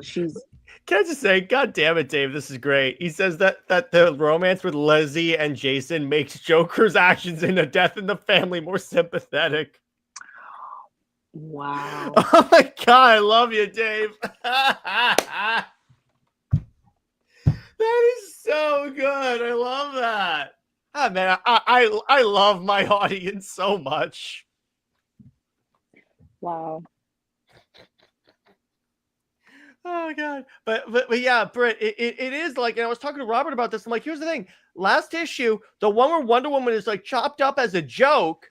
That's the first time Wonder Woman has even interacted with Lizzie. What this could, if I had to do this series, well, first off, I would have said I don't think that's a good idea. This character is a bitch, but if I had to do this series, I would make it where each issue is just vignettes of Diana raising her daughter at various stages of her life. And the last issue is Diana steps down as Wonder Woman and Lizzie takes over. That's how you do it. That's a nice sentiment, but Jared, Obviously ignoring all the other BS King has done. yeah, but I wouldn't even go that far to have Lizzie become Wonder Woman, because I wouldn't want if a DC Chucky came to me baby. and said, Jared, can you write this Trinity Daughter Wonder Woman? I'd say the only way I would ever write no offense, but the only way I would ever write a mini series about this character is if I could retcon her out of existence. Exactly. That I mean, honestly, it's an insult to women to have Diana create a grief baby. Like, that is such an insult. Mm-hmm. Especially with women who, first of all, the clay origin and what it means. Hippolyta didn't make a grief baby. She didn't. Mm-mm. And there was What? no man DNA involved. But also, it was no motivation of a man. Mm-hmm. Her motivation, Hippolyta, was in spite of a man, that she wanted her baby because she felt that connection, that lost connection of an unborn child. And the thing is about pregnancy that the mother has that connection, strong connection with the baby first, of course, because the baby is growing inside the mother. And regardless of just crafting the child, that still has that, it still feels that way, you know, because she is taking hours upon hours of crafting this perfect little face that she's imagining in her head. She's trying to, you know, sculpt this baby that, like I said, she sees in her mind and in her heart, and that is the same thing, of a mother envisioning her child when um as she's going through her 9-month pregnancy. So again, for King to just disrespect not only the clay origin, but also just motherhood and pregnancy, period. Just if you want to equate that, that is just so diabolical. And I'm not, to have a female editor not kind of like flag this as like, okay, maybe you're doing too much. And she actually okayed this. Like, you're going to use the clay origin, but add Steve in it. Well, the associate editor is also the one making a prominent, because I get the feeling that all Brittany does is just oversees, are the books going out? Yeah. Okay. Anyway. Definitely. I think it's something like that, because I just don't understand, if you are a Wonder Woman fan, why would you okay that? Oh, and by the way, Dave has a very important message for us. If you two wrote Wonder Woman run, it would be a classic like Jeff Johnson's Green Lantern, and the Chuck could be your Parallax. Oh, Britt and I have said the way I would handle Trinity if I could retcon her out is make it where she's just a construct of Diana's grief when Steve comes back as an old man. As an old man, I want to be clear on this. The grief goes away. She like loses her grief, and then Trinity just vanishes. It's like, I mean, it's a construct by Cersei in order, because like, if I can't make the Wonder Woman that left the prison a clone, I would make it where before she left, Cersei implanted magically a suggestion in her head that eventually she will want to make a kid, because like Sullivan says, I'm going to kill Steve. So what I need you to do is have it so this will trigger when he gets killed, so that when he's killed, she'll want to make the kid and then shirk her duties as Wonder Woman. I still don't like the fact that it's using, even a construct of grief. Like, well, let me put it this way, Britt. They're never gonna let me go. So what's Trinity's role in the story gonna be? Who's Trinity? They're never gonna let me do that. Well, they're gonna learn today. I wish I trust me. It would be hilarious if we get brought on as editors of King's book and we're like, this would be Britt and I inside of 2 seconds of probably editing King's Wonder Woman. Excuse me, but I think this is yours. That would be us. It would be something like that, because, I don't know how to make this work. Honestly, you can't. That's why, honestly, I still maintain this character is unsalvageable at this point because of all the other BS that went along with this character. Exactly. But anyway, so you had this issues. Then we had this was quite the week for comic book news, right, Britt? So then you get Greg Rucka decides to, out of nowhere, go on a rant and talk about how like Didio and Johns were like manipulating him. And I go, do you know why I think that he came out of nowhere now to say this? Because again, why now? Because the sales came back. No, and by the way, NJ, Wait, is Zdarsky featured her in the crossover? Yeah, but here's the thing. That's an alternate universe. I don't really care about that. That's an alternate universe. And you can make that the bullshit universe with Trinity. She's not, let me put it this way. If she's in an Elseworlds, that doesn't mean we're stuck with her. Anyway, here's why. The sales of the Cheetah book came back, Britt. And so, you know what's kind of interesting? Robert and I ran a little experiment. The Cheetah book did worse than issue 1 of Trinity on its premiere. Because who cares about? Well, yeah. Who cares about Cheetah? Like, and here's the other thing. Rucka has been away from regular comics too long that a lot of the fans probably forgot about him. not only that, but his writing is, when you actually read his post-crisis run, it has some good plot points and stuff, but it's boring. So he is very overrated to me. Yeah, And I'll give you that. And then he tries to make Diana very much a femme fatale and wants her to be closer to Batman, basically making her into Selena Light too. Mm-hmm. So it's a bunch of red flags with his run. And yeah, exactly. Just because he's veiling it as this whole, Diana is bisexual, but he never actually, and he's already admitted this, that he can go so far as to what he says about her or what he shows or doesn't show, but his Rebirth run, she still ends up with Steve, not only for DCEU synergy, but also to be petty against her being with Clark. So exactly, so his whole thing honestly has been petty and mean-spirited.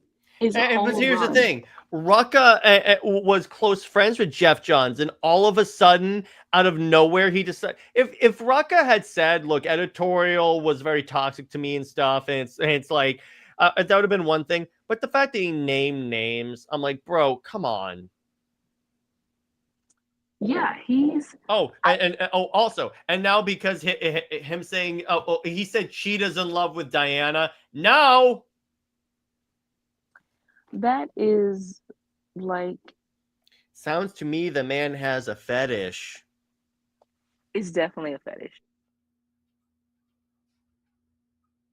It's definitely that. It's not only a fetish, but he knows basically what the fans and their whole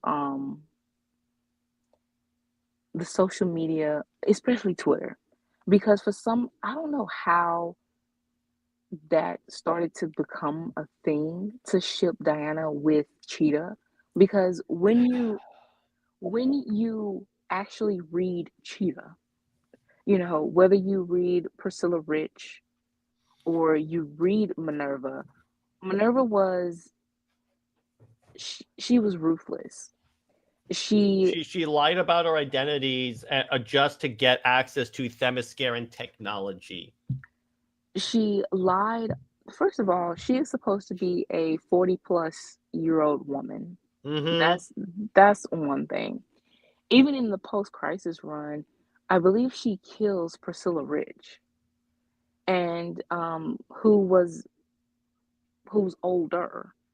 And then in New 52, she was as you said, she had multiple identities. She became Diana's friend, quote unquote, just to gain access to Themyscira and wanting fame again. She wanted she's the one who corrupted the Cheetah.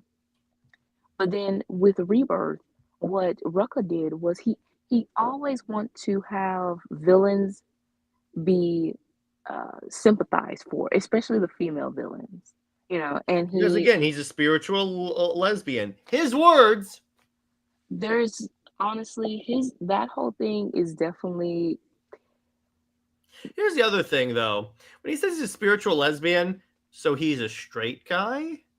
Is that what that means?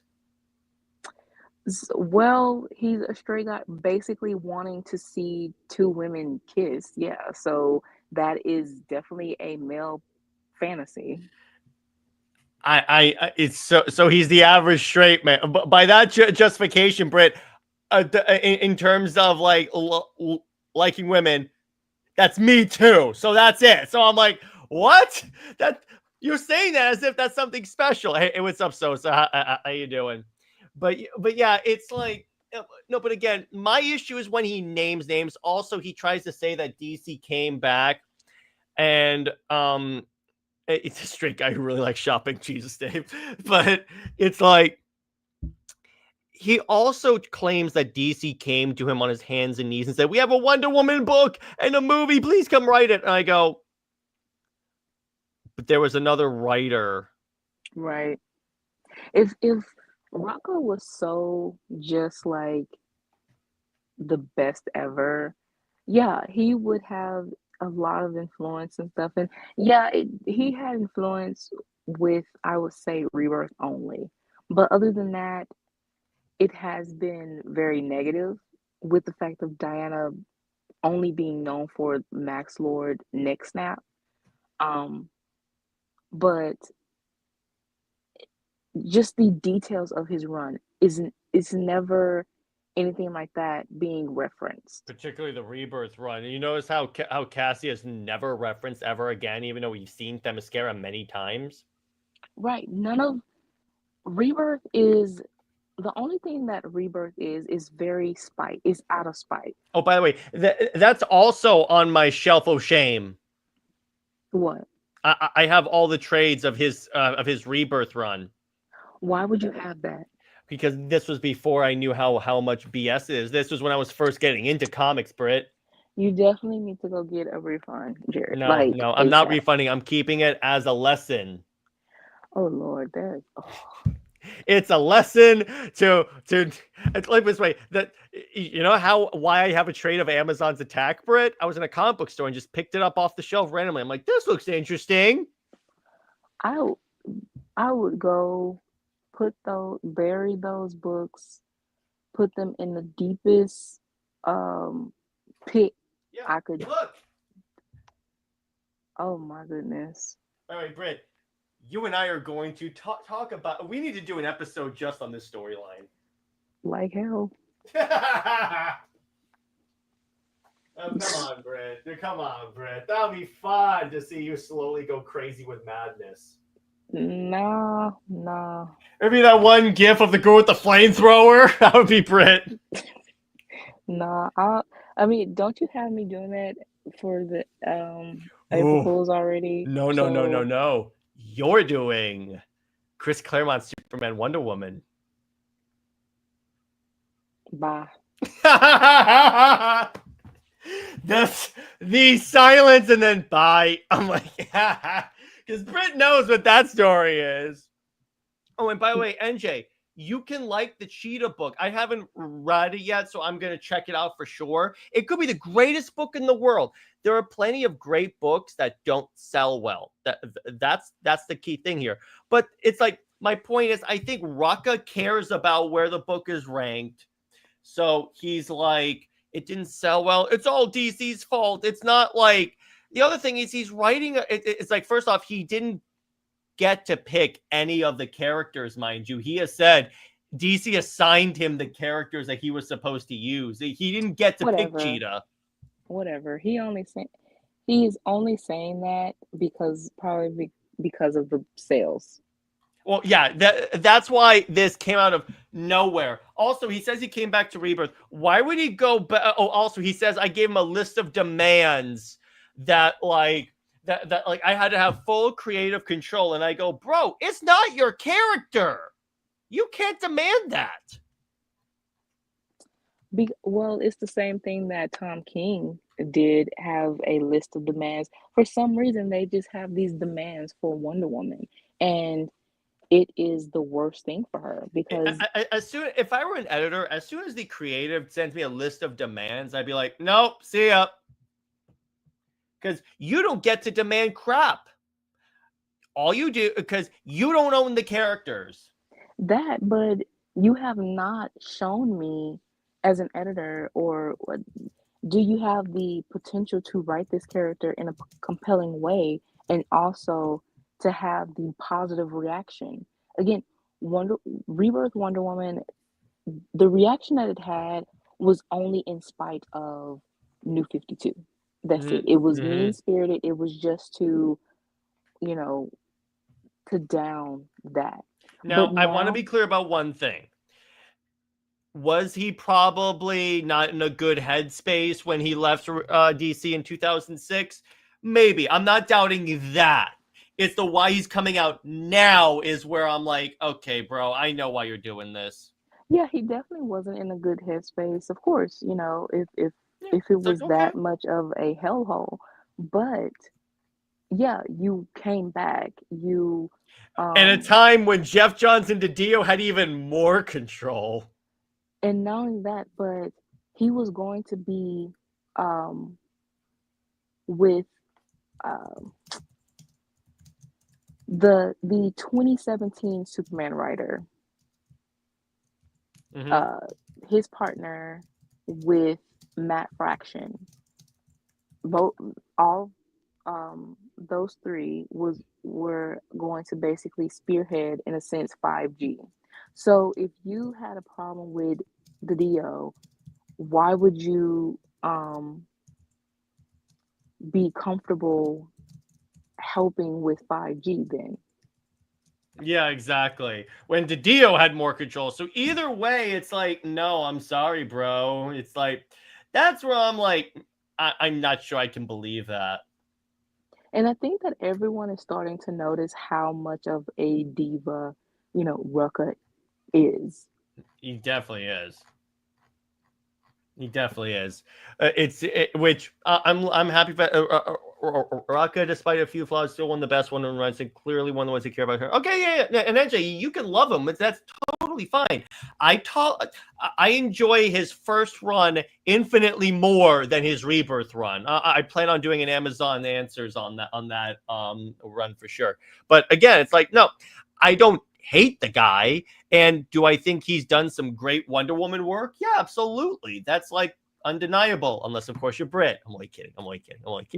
But it's like, look, it's like, no, what do you think changed for Rucka between runs? The election, in his own words, the election, and probably they said they were gonna give him full creative control, but like obviously they weren't going to give him full creative control. And by the way, Dio is working with Frank Miller now, apparently.